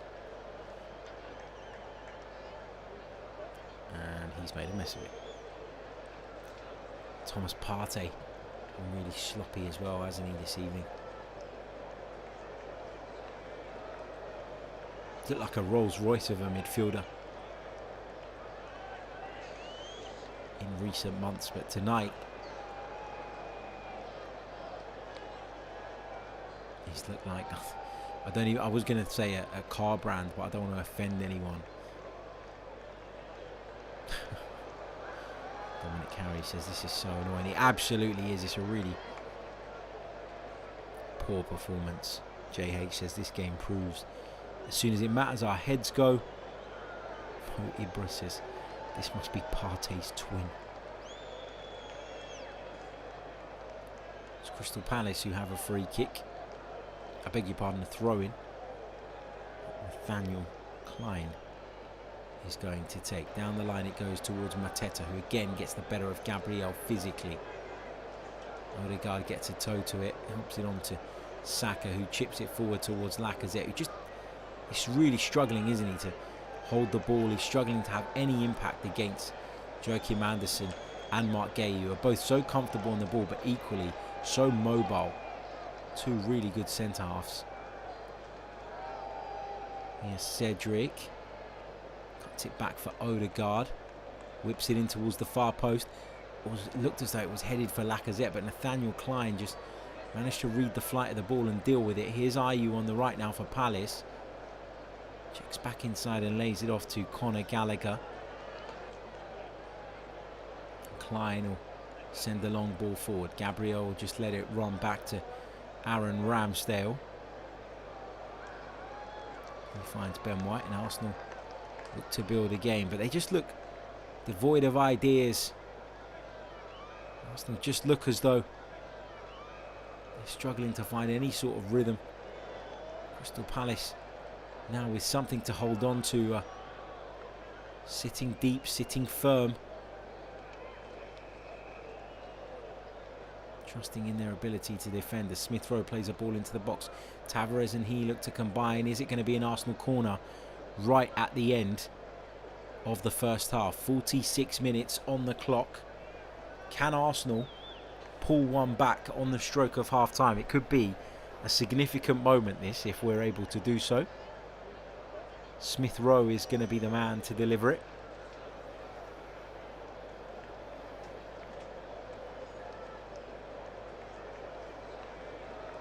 Smith Rowe's delivery, right-footed in towards the far post. Gabriel rises and should do better. I think the foul's been given against him anyway. Just seemed to be climbing on the defender. There it is, half-time whistle gone. Crystal Palace 2, Arsenal 0. A dreadful, dreadful half for the Gunners. Find ourselves 2 goals down. The performance has been abject. The application hasn't been to the level required. Crystal Palace have had 2 opportunities and they've taken them. And Arsenal have their backs up against the wall. And tonight of all nights, a night of real pressure. We'll be back very, very shortly. Just going to take a short break. No longer than 5 minutes, I promise. And I'll be back to discuss what we've just seen. Don't go anywhere.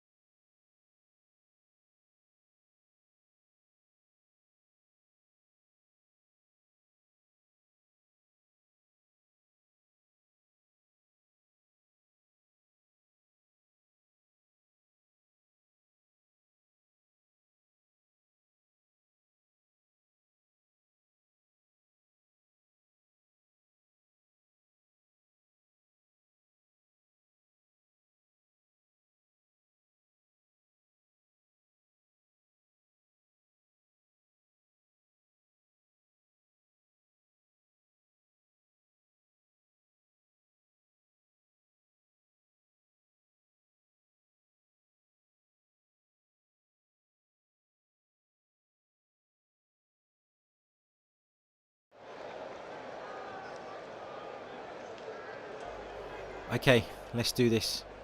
Let's break it down. Crystal Palace 2, Arsenal 0 at half-time. Welcome back. If you're returning to the stream, I can see a lot of you have dropped off during half-time, probably don't want to see any more, don't want to hear anybody talk about this absolute shambles of an Arsenal performance. That's exactly what it's been. It's been abject. It's been clear that there's a real lack of application. We've not seen anywhere near as much commitment as we'd like, as we feel we deserve. Mikel Arteta will feel the same, I'm sure, watching on from the sidelines. It's just been bad in every possible way. And if you look at the goals individually, they just sum up the way we've performed tonight.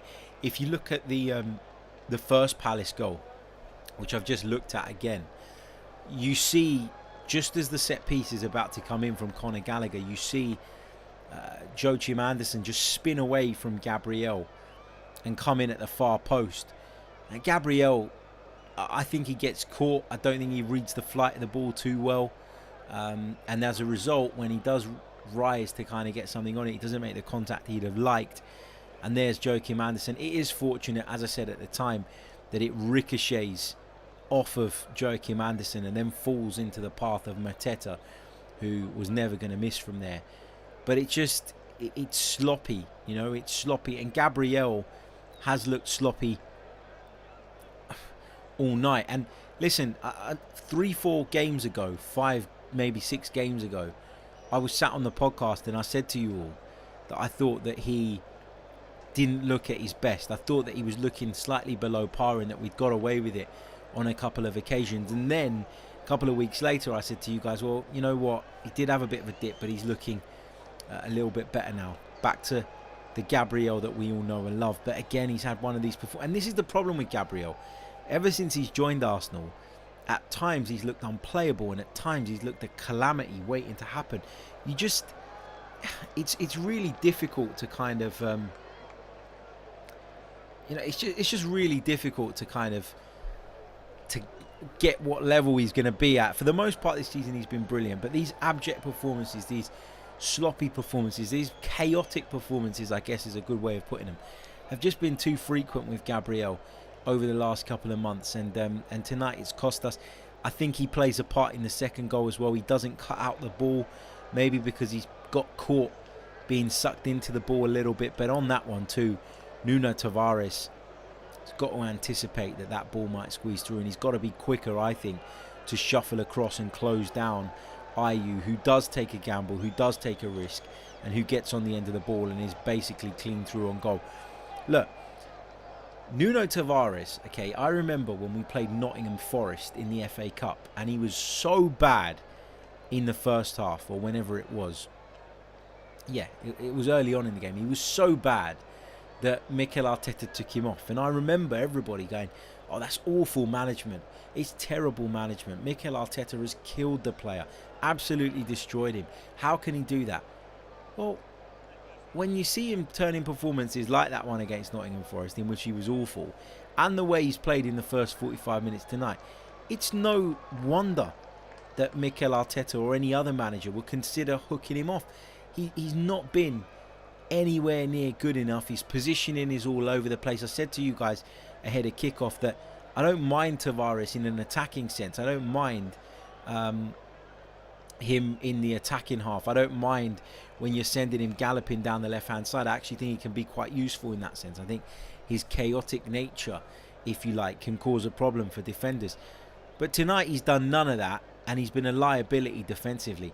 That's not to say that he's the only one, but he is somebody who has an opportunity tonight to come in and prove himself and force his way into the team. And if Kieran Tierney is going to be out for a while, well, it's Nuno Tavares' time to shine.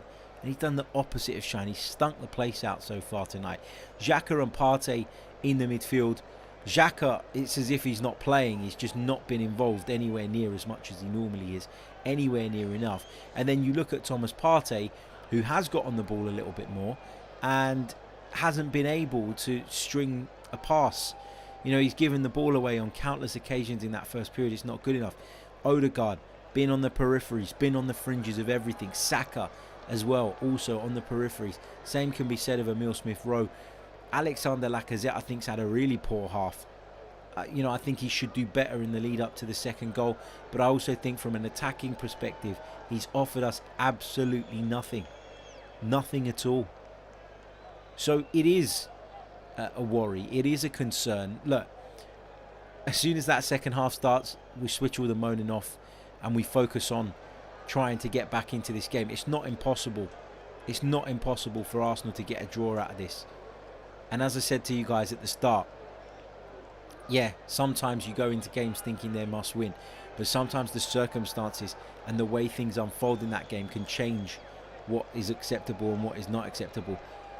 I would be delighted if Arsenal managed to get a point out of this, not because in the grand scheme of things I think a point is the best result, just because of the way we started and what a task we have on our hands now. Arsenal are back out on the pitch, by the way, ready to get back on the way. No sign of the Palace players just yet.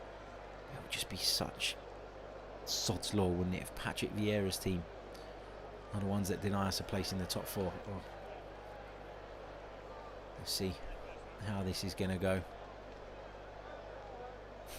There's a little Arsenal lad, mascot, on the pitch who just took a penalty and scored it in front of the Palace fans before jogging off in his Arsenal shirt and giving them one of these. Love it. Absolutely love it. Wandering Minstrel says that they've got to show some pride in the second half. Completely agree. That's all you can kind of ask for at this point, you know. The game is out of your hands now. No, it's not out of your hands, not at 2. But it feels like it probably will be beyond you. So a bit of pride, a bit of fight. That's what I'm asking for in this second half. And if it materialises into something, then great. If it doesn't, then we have to go back to the drawing board. Martinelli is coming on. So Arsenal acting and making a change. Who he's going to replace, I'm not sure just yet. You know, I'd be tempted to take Lacazette off. I really would. I really, really would. We'll find out in just a second who is making way for the Brazilian. Mikel Arteta is in conversation with Albert Stuyvenberg, his assistant. The pair don't look happy at all. Mikel Arteta looks really stressed. Really stressed. He'd have seen tonight as an opportunity to really send a message. It was never going to be an easy game. But he'd have seen it as an opportunity, as I say, to send a message to those who are being really critical of Arsenal, who have repeatedly said that this team ain't good enough, etc., etc. Palace finally arrive on the field of play.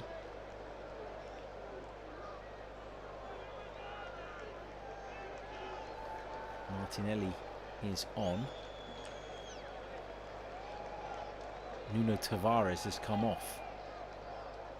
So what does that mean for Arsenal's shape and Arsenal's system?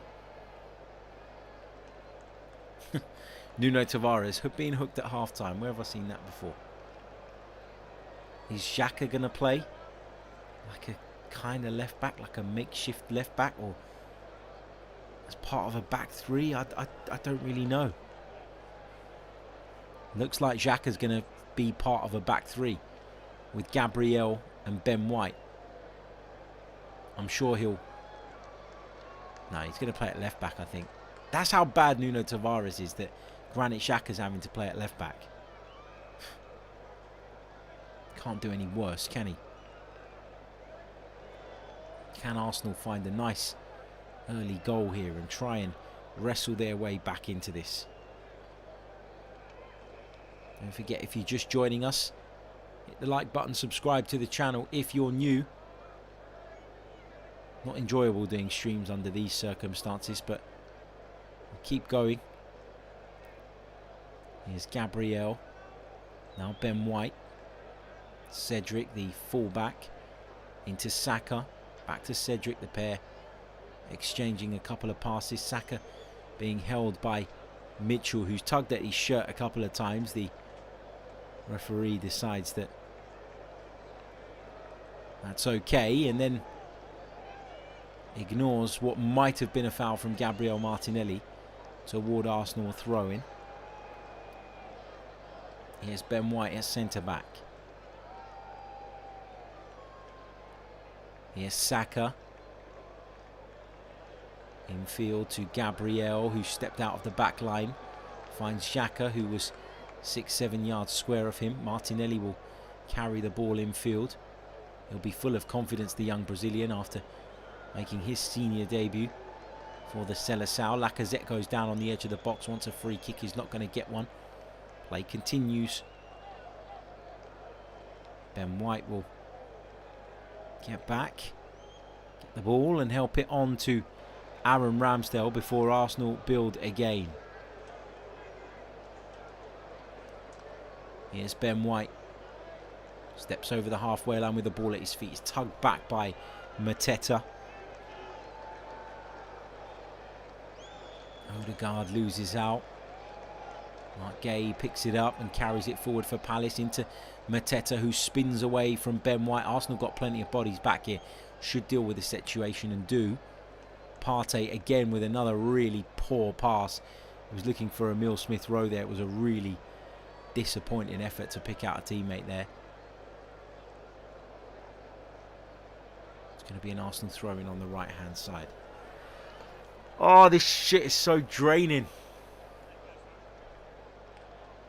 Just seen that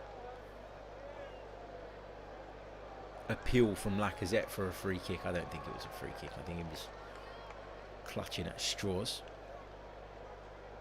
48 minutes on my clock exactly, for those of you wanting to sync up.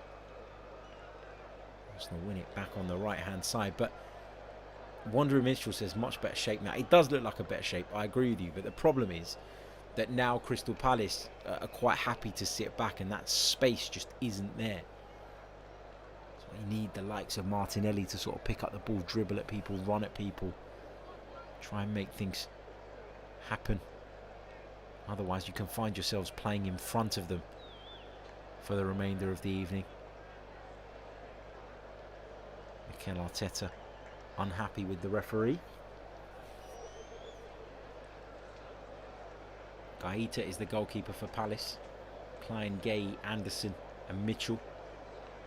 Gallagher, Kouyaté and Schlupp are the midfield, with Zaha, Mateta and Ayew as the front three. For the Gunners, if you're just joining us, Aaron Ramsdale is the goalkeeper. Cedric, White, Gabriel and Xhaka are the back four. Nuno Tavares hooked at half-time after a really poor showing. In midfield, it's Partey, Smith-Rowe and Odegaard.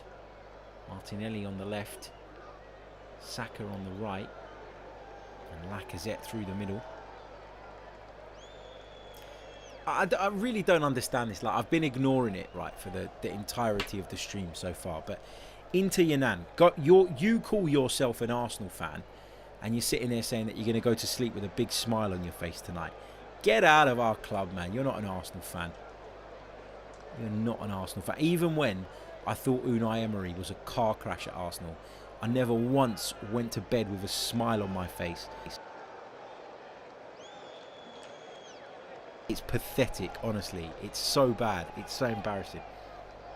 Couldn't stand Unai Emery. I thought, particularly towards the end, he completely lost his way. Never once took pleasure, though, in Arsenal not winning a game or suffering a defeat. Honestly, it's embarrassing. It is embarrassing. Here's Gabriel into Partey. Back to Gabriel on the halfway line. Finds Ben White. Up to the right for Saka. Skips inside a couple of players. Gets into the box. Does Bukayo Saka. Goes down in the box. Is that going to be a penalty kick? No, it's not. It's a goal kick, according to Paul Tierney. I thought Saka had a case there. We'll have another look at it, I'm sure. Went past a couple of players and just... Was there a tangle of legs? Was it just shoulder to shoulder between Kouyaté and Saka? I think Arsenal have got an appeal there, at the very least. Paul Tierney not having any of it. Play resumed, so you can assume that the VAR didn't feel the need to intervene either. I don't think it was a stone wall penalty. It's one of those you've got to appeal for, you've got to argue for. Gabriel unhappy with Mateta.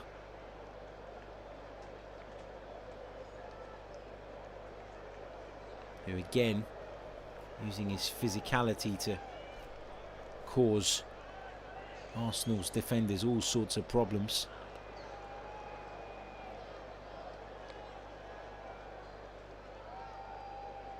I mean, if Nuno Tavares, right, like he's performed like that, not for the first time, after being given an opportunity, you've got to feel like, having been hooked off so early again, he's in the last chance saloon with Mikel Arteta, is he not?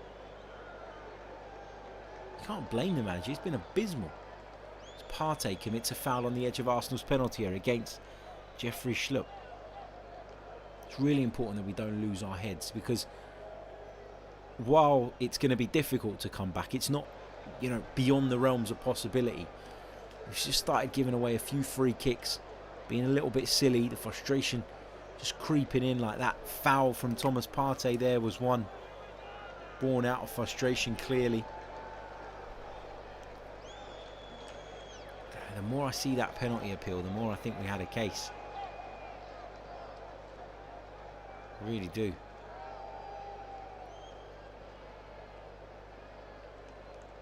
It's Palace who have a free kick just outside the box. It's right on the edge of the D. Joachim Andersen is the man who stands over it at present.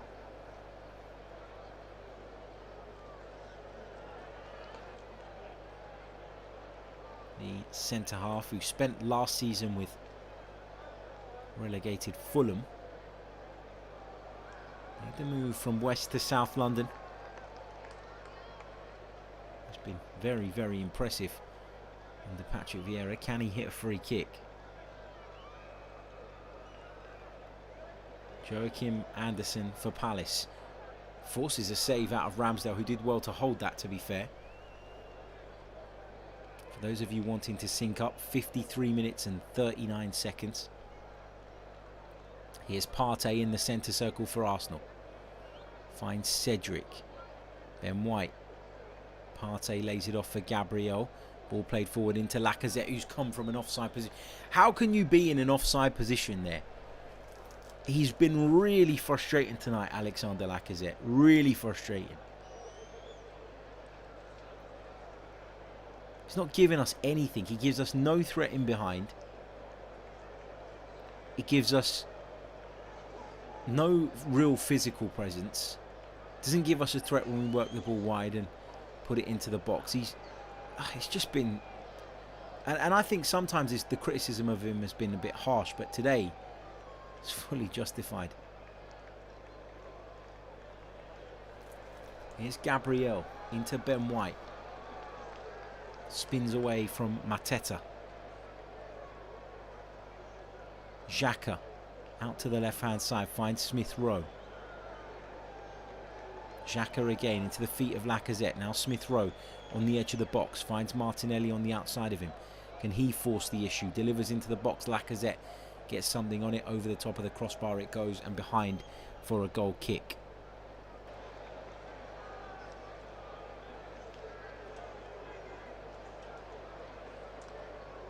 Decent delivery that from Martinelli. Lacazette almost got too much on it. Kind of need to just use the whip on the delivery and just help it on, and instead he seemed to make too much of a contact and it ended up going over the top of the bar. Here's Zaha. Clean challenge that from Cedric, a very good one. I think Cedric, in fact I'm not going to say it till the post-match podcast just in case. I keep doing that. I go to say things and I think, no, I'm going to jinx it, won't say it out loud.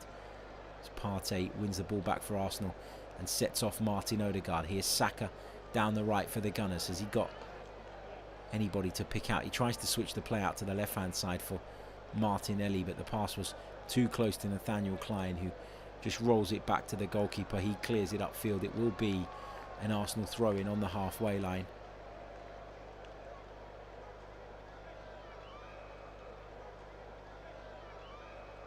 Zaha was wanting a penalty from that challenge on him by Cedric just a moment or so ago. Definitely not a penalty if you're not going to give the Saka one. Put it that way. Partey into Cedric Suarez. Back to Ben White. Here's Gabriel. Partey back to Gabriel on the halfway line. Goes down under the challenge of Mateta. Arsenal have a free kick on the halfway line. Ayew goes and stands on top of the ball. A brief pause in play here while Paul Tini, the referee, there's a whinge and a moan about something. It's like two school kids. Like, it makes Gabriel and Mateta like shake hands as if like they've had a fight in the playground. Like, fucking nonsense. Here's Saka on the right hand side. Can he keep this in? He does. He's got Zaha's all over him.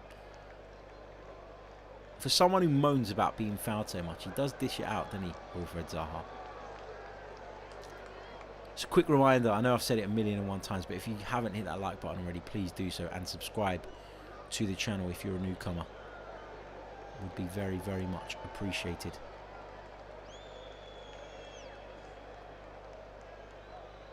Cedric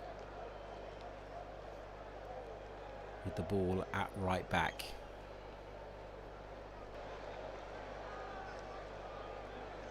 Here's Gabriel.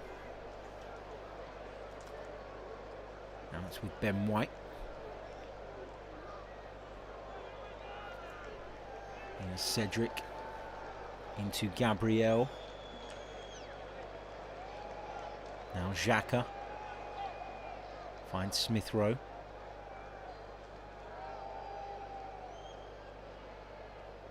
Switch of play out to the right hand side. Finds Saka. Gets into the box, strikes from the angle over the top of the crossbar. Never troubling Vicente Gaeta from there.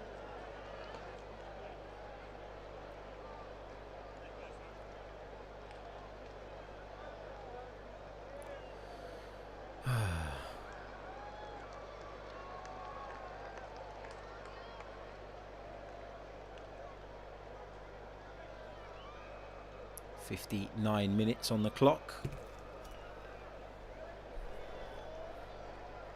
Gaeta with the clearance up towards the halfway line, taken on the chest by Mateta.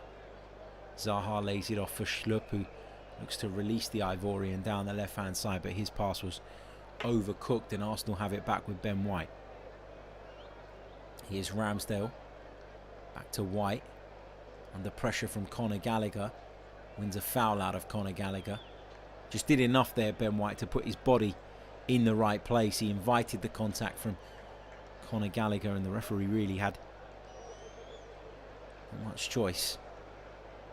And the annoying thing tonight is that we don't have anybody to call upon from the bench. I mean, with the exception of Eddie Nketiah. Could he do worse than Lacazette has done tonight? Probably not. Xhaka loses out to Ayew and then drags him down. Xhaka's not happy with his teammates there. He feels that he should have had an option available to him.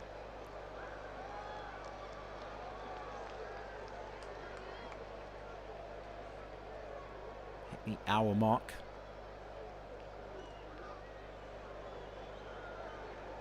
Joachim Anderson will take it out to the left hand side, brought down by Mitchell, whose passing field finds Schlupp. Saka gets a toe to it and then White clears it up to the halfway line, but it's picked up by Mark Gay. The sharpest to react there. Here's Mitchell again into Schlupp once more. Ball in behind looking for Mateta, but back gets Cedric. He's done really well there, Cedric. He's defended valiantly, despite Arsenal as a unit having defended poorly. Good strength there as well, because Mateta is a big lad. Some of you talking about Marcelo Flores as the man who could potentially come on and help us.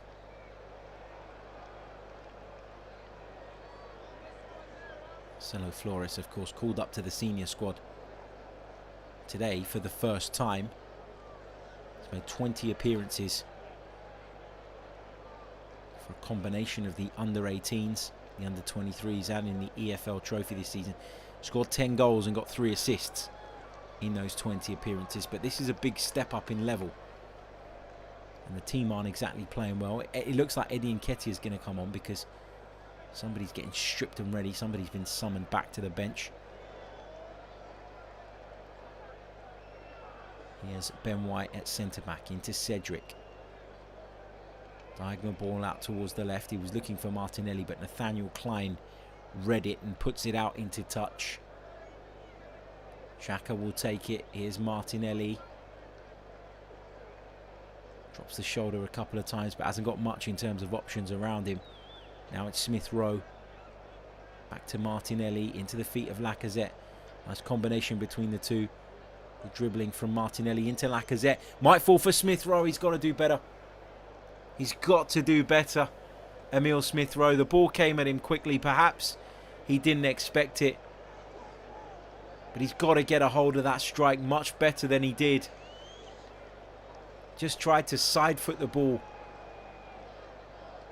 into the far corner. Didn't open up his foot enough and ended up side footing it into the arms of a grateful Vicente Gaita.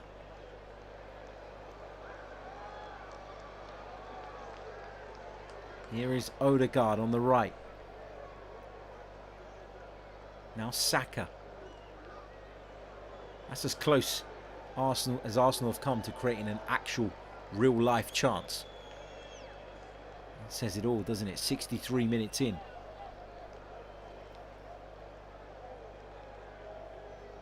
Here is Ben White.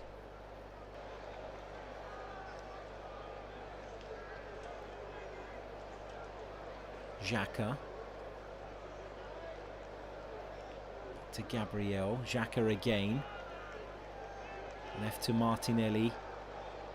Goes inside Kouyaté. Is chopped down by Kouyaté. Will be an Arsenal free kick. Martinelli in some discomfort.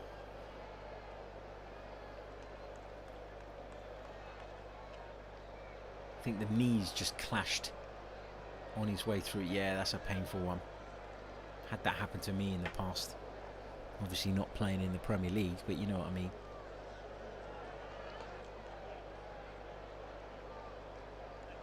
Just a clash of the knees on his way forward. Xhaka making the case. That probably warranted a card, that challenge. I can guarantee you if it was Granit Xhaka making it, there would have been a card instantly. Mikel Arteta passing on instructions to Ben White on the sidelines.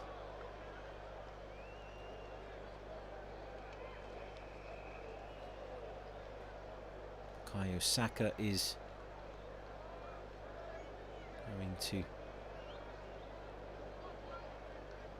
take in some fluids during this brief pause in play. Eddie Nketiah is stripped and ready. He's about to enter proceedings here. Imagine he's going to replace Alexander Lacazette, who's been nothing short of poor tonight, and that's putting it politely. He's not offered us anything at all. Literally nothing. He's not taking him off. Cedric Suarez is going off. So what, back three now? Gabriel in the heart of it. White to the right, Xhaka to the left. Lacazette and Nketiah up front. Three of Martinelli, Odegaard and Smith Rowe in behind. And then a one-man midfield pivot in Thomas Partey.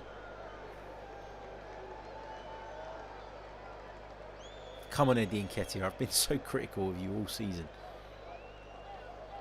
Come on and have an impact. This is your day to become an Arsenal hero.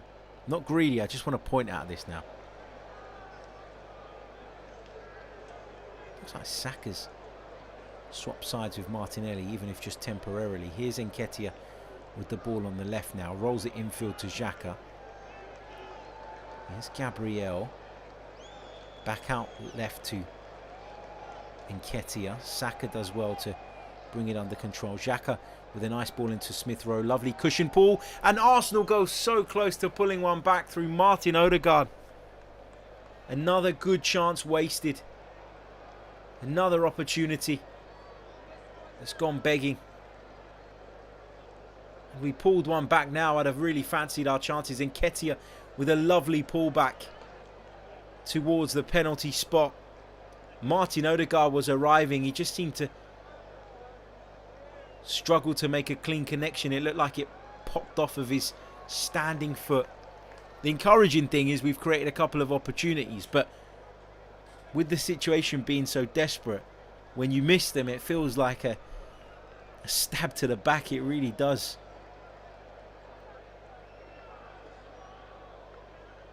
Here is Nketiah. Loses out to Kouyaté. Now Conor Gallagher will bring it forward. He'll play it inside to Ayew, who manages to bring it under control. Back it goes to Kouyaté. Crystal Palace forced all the way back to the halfway line.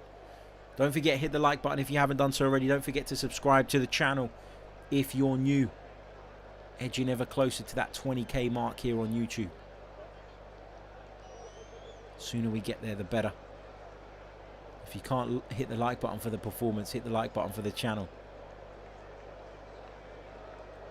Here's Xhaka to Ben White.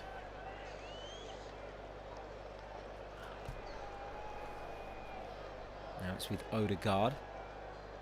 Chip ball forward, taken on the chest nicely by Nketiah. It was a good challenge from Joachim Andersen, who's been brilliant tonight, you have to say. Been really solid. Saka gets something on that, but he can't prevent it going out for a throw-in. If we could have brought on a Nicolas Pepe now.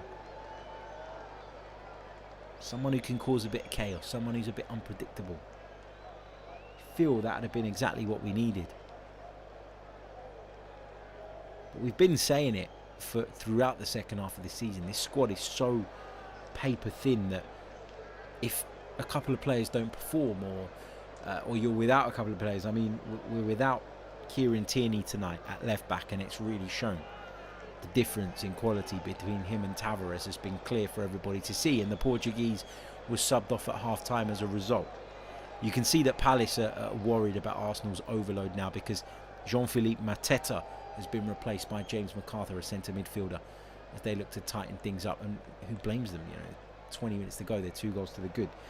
But we also lacking in options to come on because of Pepe's absence. Tomiyasu not available either. It's just we've only got 3 injuries, 3 absentees, which compared to some clubs is not a lot, but when the squad is so thin, it really, really does show, and every one of those absences hurts and causes you a problem. It is an issue we've had tonight. It's not the sole reason, though, that we're losing. We're losing because we haven't applied ourselves properly, and the players on the pitch have underperformed.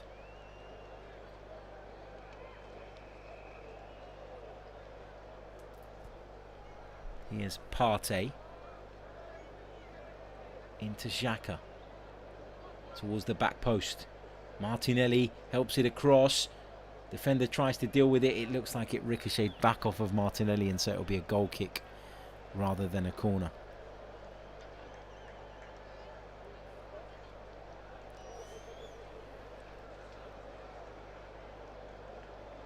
Yeah, really unlucky there, Martinelli. He's tried to apply pressure on the Palace defender and saw the ball ricochet back off of him and go out for a goal kick.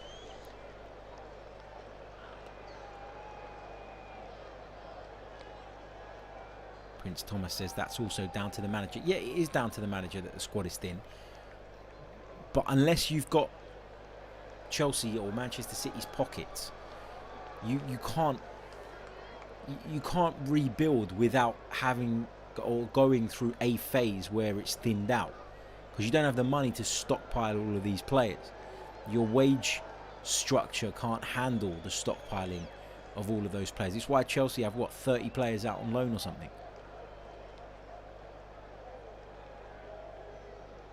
Here's Partey. Works the ball out to the left. Saka will look to take on Klein. Goes infield to Xhaka. Here's Gabriel. Now White. We've had 80% of the ball in this second half. We've fashioned 2 really good chances, but we failed to take them. And when you're 2-0 down, you can't afford to spurn chances. Conor Gallagher dispossessed there. Lacazette cuts it back to Odegaard. Here's Nketiah. Stands it up towards the far post, and Tyrick Mitchell will clear as far as Partey, who looked as though he was going to bring it down out of the air, has pulled up with some sort of injury. Zaha carries the ball forward. Wilfred Zaha into the penalty area. Goes down under the challenge of Martin Odegaard. Wants a penalty. Paul Tierney's given it. It looked like a penalty, to be fair, at first glance.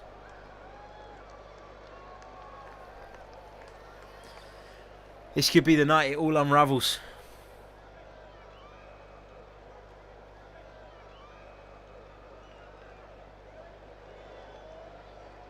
Zaha just put his foot on it and checked back, and Odegaard just got sucked into dangling out a leg.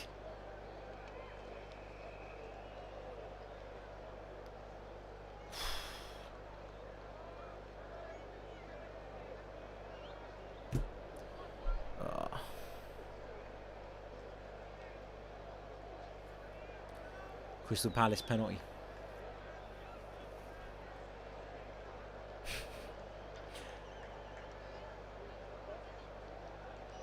I don't understand though why Paul Tierney's like, he's looked at that, ignored it for about 3-4 seconds, and then blown like it was. I thought it was a penalty straight away.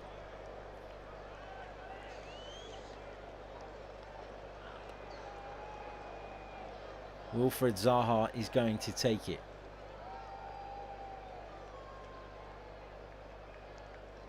Can Aaron Ramsdale keep Arsenal in this game?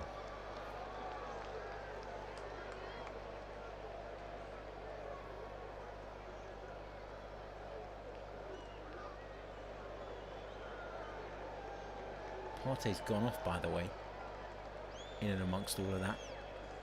Zaha scores. Game over. Crystal Palace 3, Arsenal 0.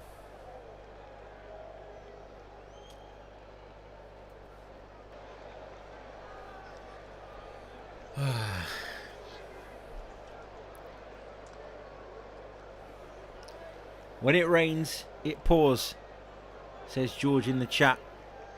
And he's absolutely right. Not a single player in Arsenal yellow this evening has performed. We've lost Kieran Tierney to a knee problem that some are reporting is going to keep him out for a long while. We've just lost Thomas Partey, although he was absolutely awful this evening, to what looks like a hamstring problem based on the way he pulled up. I haven't seen it again, but just from what I saw, it looked like he pulled up with a hamstring issue. It's all coming unstuck. That's Wilfred Zaha's 10th Premier League goals, 10th Premier League goal of the season.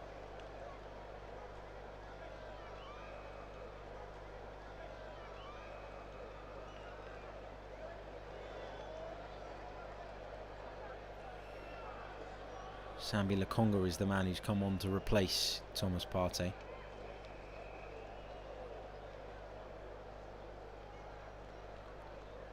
Odsonne Edouard is going to come on for Palace.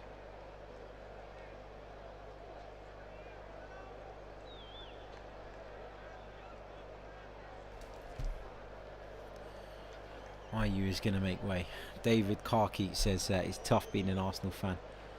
Lads, yeah, it really, really is. Ron says back to the drawing board.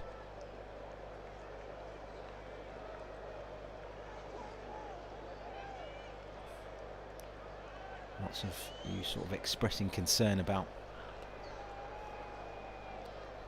Thomas Partey, the way he pulled up. Didn't look good, did it? Here's Lokonga. Now Xhaka. Out to the left for Saka. Looks to go beyond Mitchell. Klein, I beg your pardon, who's brought him down. Gabriel. And towards Lokonga. Couldn't find him. Zaha, who's now taken up position on the right, has managed to win a free kick for Crystal Palace. I just want this to fucking end now. Yellow card shown to Xhaka. And that completes the set tonight, doesn't it? An Arsenal nightmare performance. Wouldn't be an Arsenal nightmare performance without Granit Xhaka going into the book. It's the 7th yellow card of the season.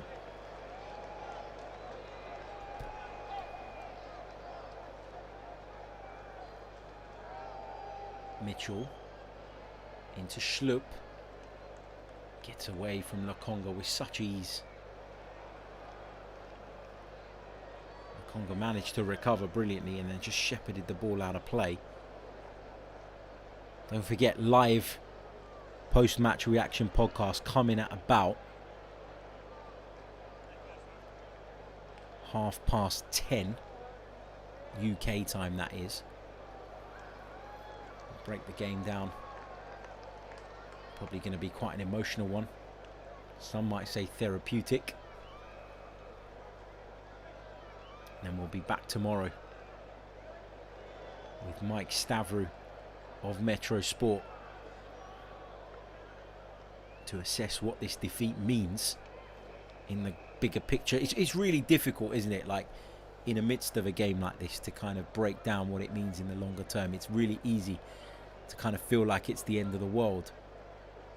But to me, it's not even about, well, it is obviously it's partly about, but it isn't solely about the result tonight. It's about some of the casualties it's that we've had off the back of that. It's about the fact that Kieran Tierney could be out for a while, and the fact that this squad is so thin and what all of that means. Big thank you to Dave for your very kind donation, mate. It's much appreciated. Saka gets a shot away. Emile Smith-Rowe then tries to put the rebound in. That's blocked. Just not our night. It's not going in the back of the net for shit.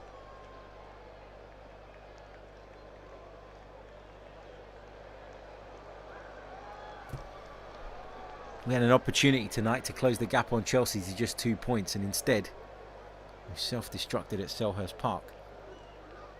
Saka forced to save on the turn out of Gaeta. Smith-Rowe tried to drive the rebound home.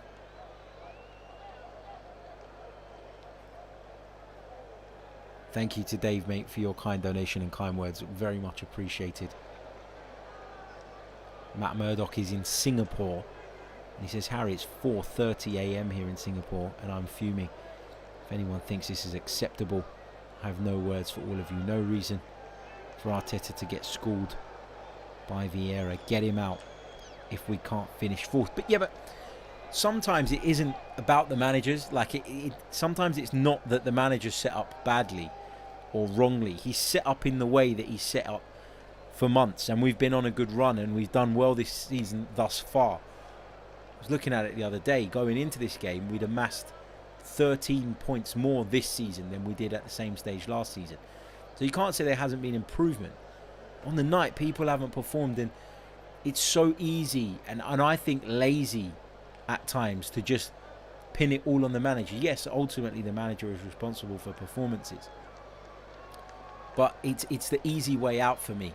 I think there's a lot of players in Arsenal yellow tonight that need to take a long, hard look at themselves, because it's them who have let us down. It's they who have been under par.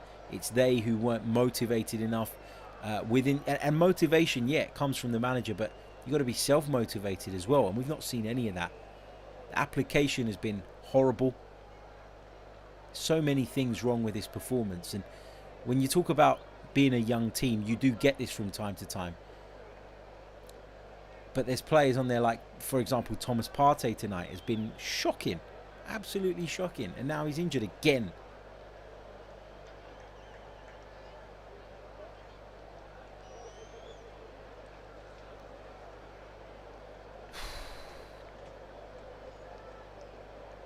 I guess if you want to find a positive, it's not the worst journey home for those Arsenal fans who have made the trip down to Selhurst Park. Next 6 fixtures: Brighton at home, Southampton away, Chelsea away, United at home, West Ham away, Leeds at home, and we're going to have to do it with a number of players missing. Not going to be easy. Not going to be easy at all.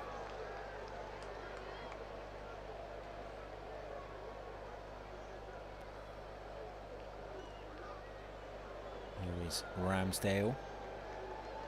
Gabriel. Chip ball forward.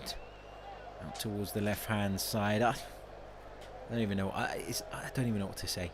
I don't even know what to say. Mikel Arteta doesn't look happy. We're not happy. Arthur Busby, or Bushby, says Arsenal fans always moaning. I think we got a right to complain about the performance tonight.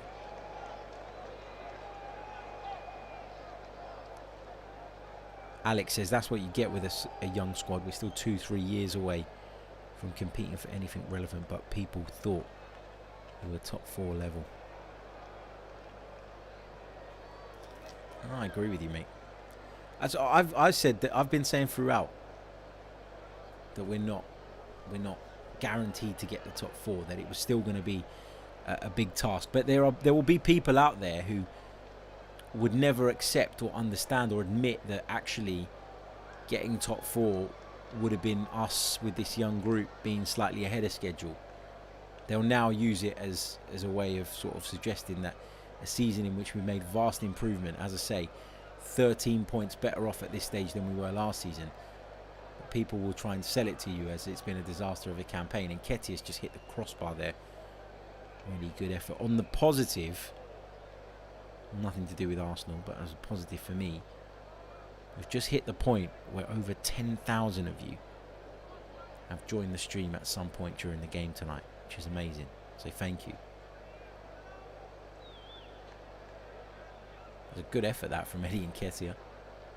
Too little too late though. Xhaka given away by Nketiah after he received the ball under difficult circumstances. Here's Odegaard. Finds Martinelli on the right. Martinelli whips it in, dealt with at the near post by Mark Gay. And Martinelli again, looking to get to the byline. Forced to rethink his approach. And then hope to win a free kick out of Mitchell, but in the end ended up getting nothing. It will be a Palace goal kick. Just having a read of some of your comments.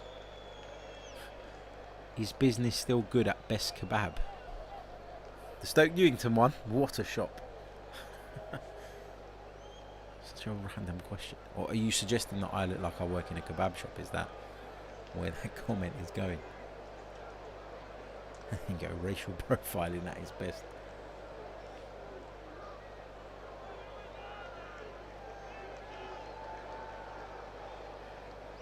Inter says, so fans pay over 1k in season tickets. You don't obviously pay over 1k in season tickets because you're always on the internet talking shit.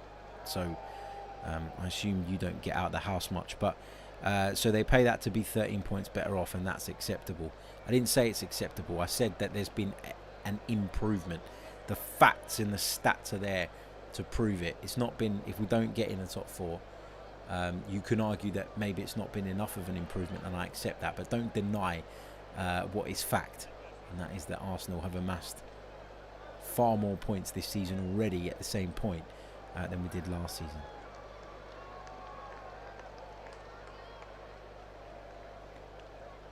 Here's Martinelli.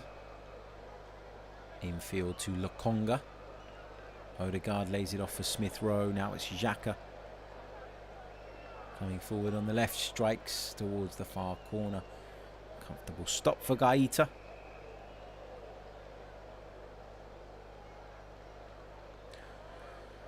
Yeah, some of you sort of rightly giving credit to Crystal Palace, who have put in a good performance this evening. There's no doubt about that. They've been really good.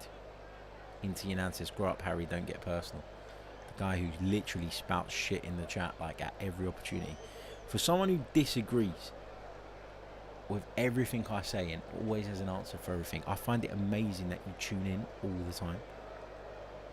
Surely you've got better things to do than listen to my nonsense. Surely. If you don't, it backs up that point, doesn't it? Then you probably don't get out much. I'm not getting personal. I'm just giving back the level of nonsense I get from you. Don't get so precious.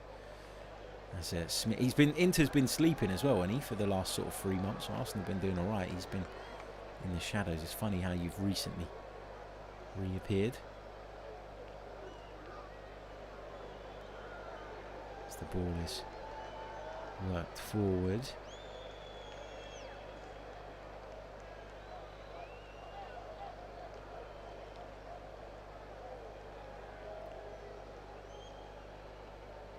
that just reading some of your comments. Michael says need a mega atmosphere on Saturday. It's all about how we bounce back now.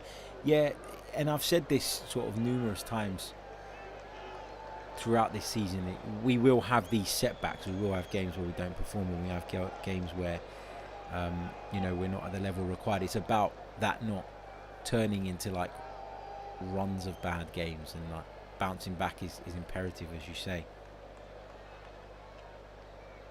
Matt says, I'm happy for Vieira though, hope he will be our manager soon.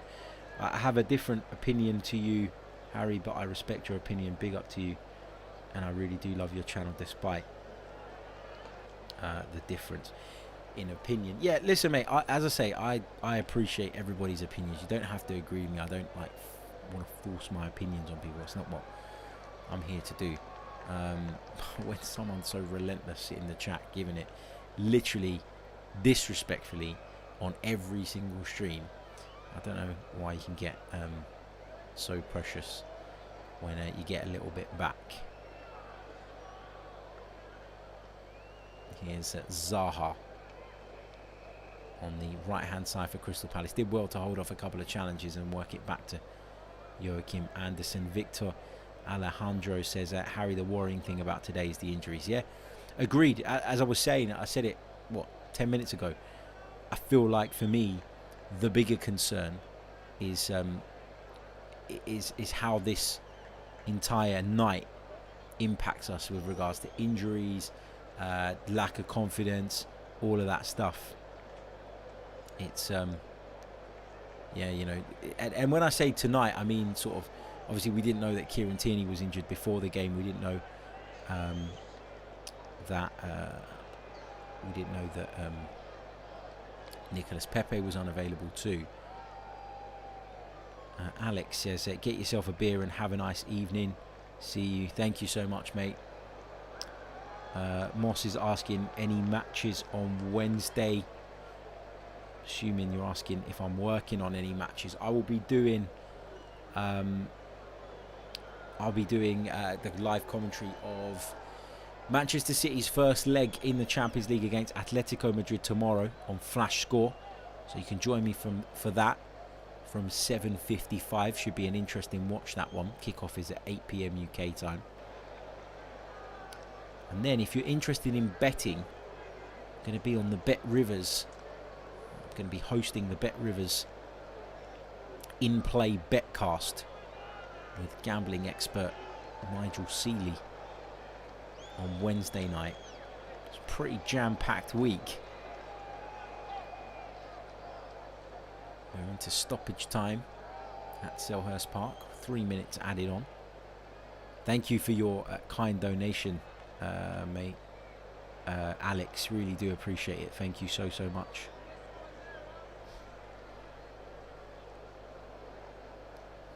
Here's Nketiah into Xhaka. Chip ball towards the penalty area. Lacazette will try and bring it down and strike it goalwards. Didn't make much of it. Arsenal have it again. I just want the full-time whistle to go. That's how I feel. I felt like that since the third winning. 2-0, we were starting to carve out a couple of chances. You thought, you know, this could get interesting. But at this point, just want the whistle to go. Just want it to be over.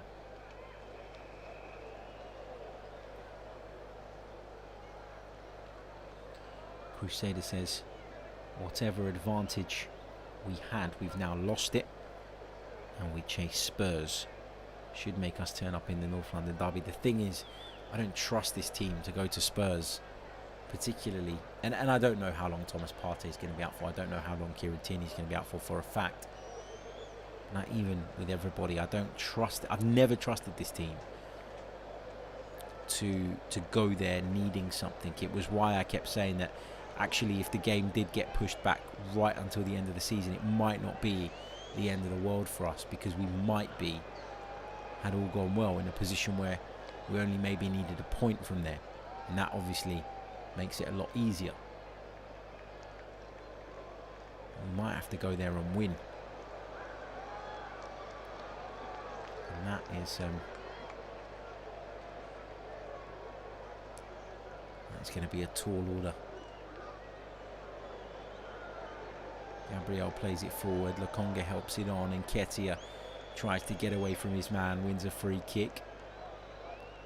David Smith says game in hand. Yeah, but do you fancy us to get anything from that game in hand? I'm going to be at Stamford Bridge in a couple of weeks' time for that one. Just not going there with much in terms of hopes. I mean, I guess you could look at it and say, well, look at Brentford.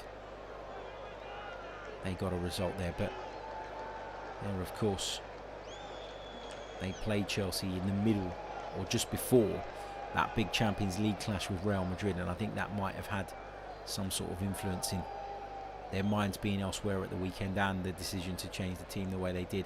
Full-time whistle's gone at Selhurst Park. It's all over. Crystal Palace 3, Arsenal 0. A really, really disappointing performance from the Gunners. A really frustrating night. The pressure was on anyway, but it was slightly increased by Tottenham Hotspur's victory over Newcastle United that saw them move into 4th place yesterday. Arsenal unable to respond. A few issues in terms of personnel and some below par performances out on the pitch have put us in this position. It's a heavy defeat. It's an embarrassing defeat. It's not one that we can accept. Mikel Arteta apologising to the travelling away support. Hope you all enjoyed the watch along. Let me know if you enjoyed it in the chat. I really do appreciate you all choosing to spend the game with me. As I said, over 10,500 of you have tuned in throughout the duration of the show, which is amazing. Thank you to everybody who joined us in the build-up. I know a lot of people do join in the build-up and then leave because they prefer to be fully focused on the television. I completely understand that. So thank you guys who joined me in the build-up. Thank you to those who stuck with me. Really, really appreciate every single one of you. Don't forget to hit the like button on your way out. We're around about 20 likes away from the 200 mark. It would be amazing if we could get there. Lots of thank yous in the comment, but my thanks go to you guys. I'll catch you all in around about half an hour's time. If you fancy joining me for the live podcast, we'll be breaking this down, trying to work out what exactly went wrong, how it went wrong, and what this might mean for the remainder of the season. I'll catch you all a little bit later on. Until then, take care.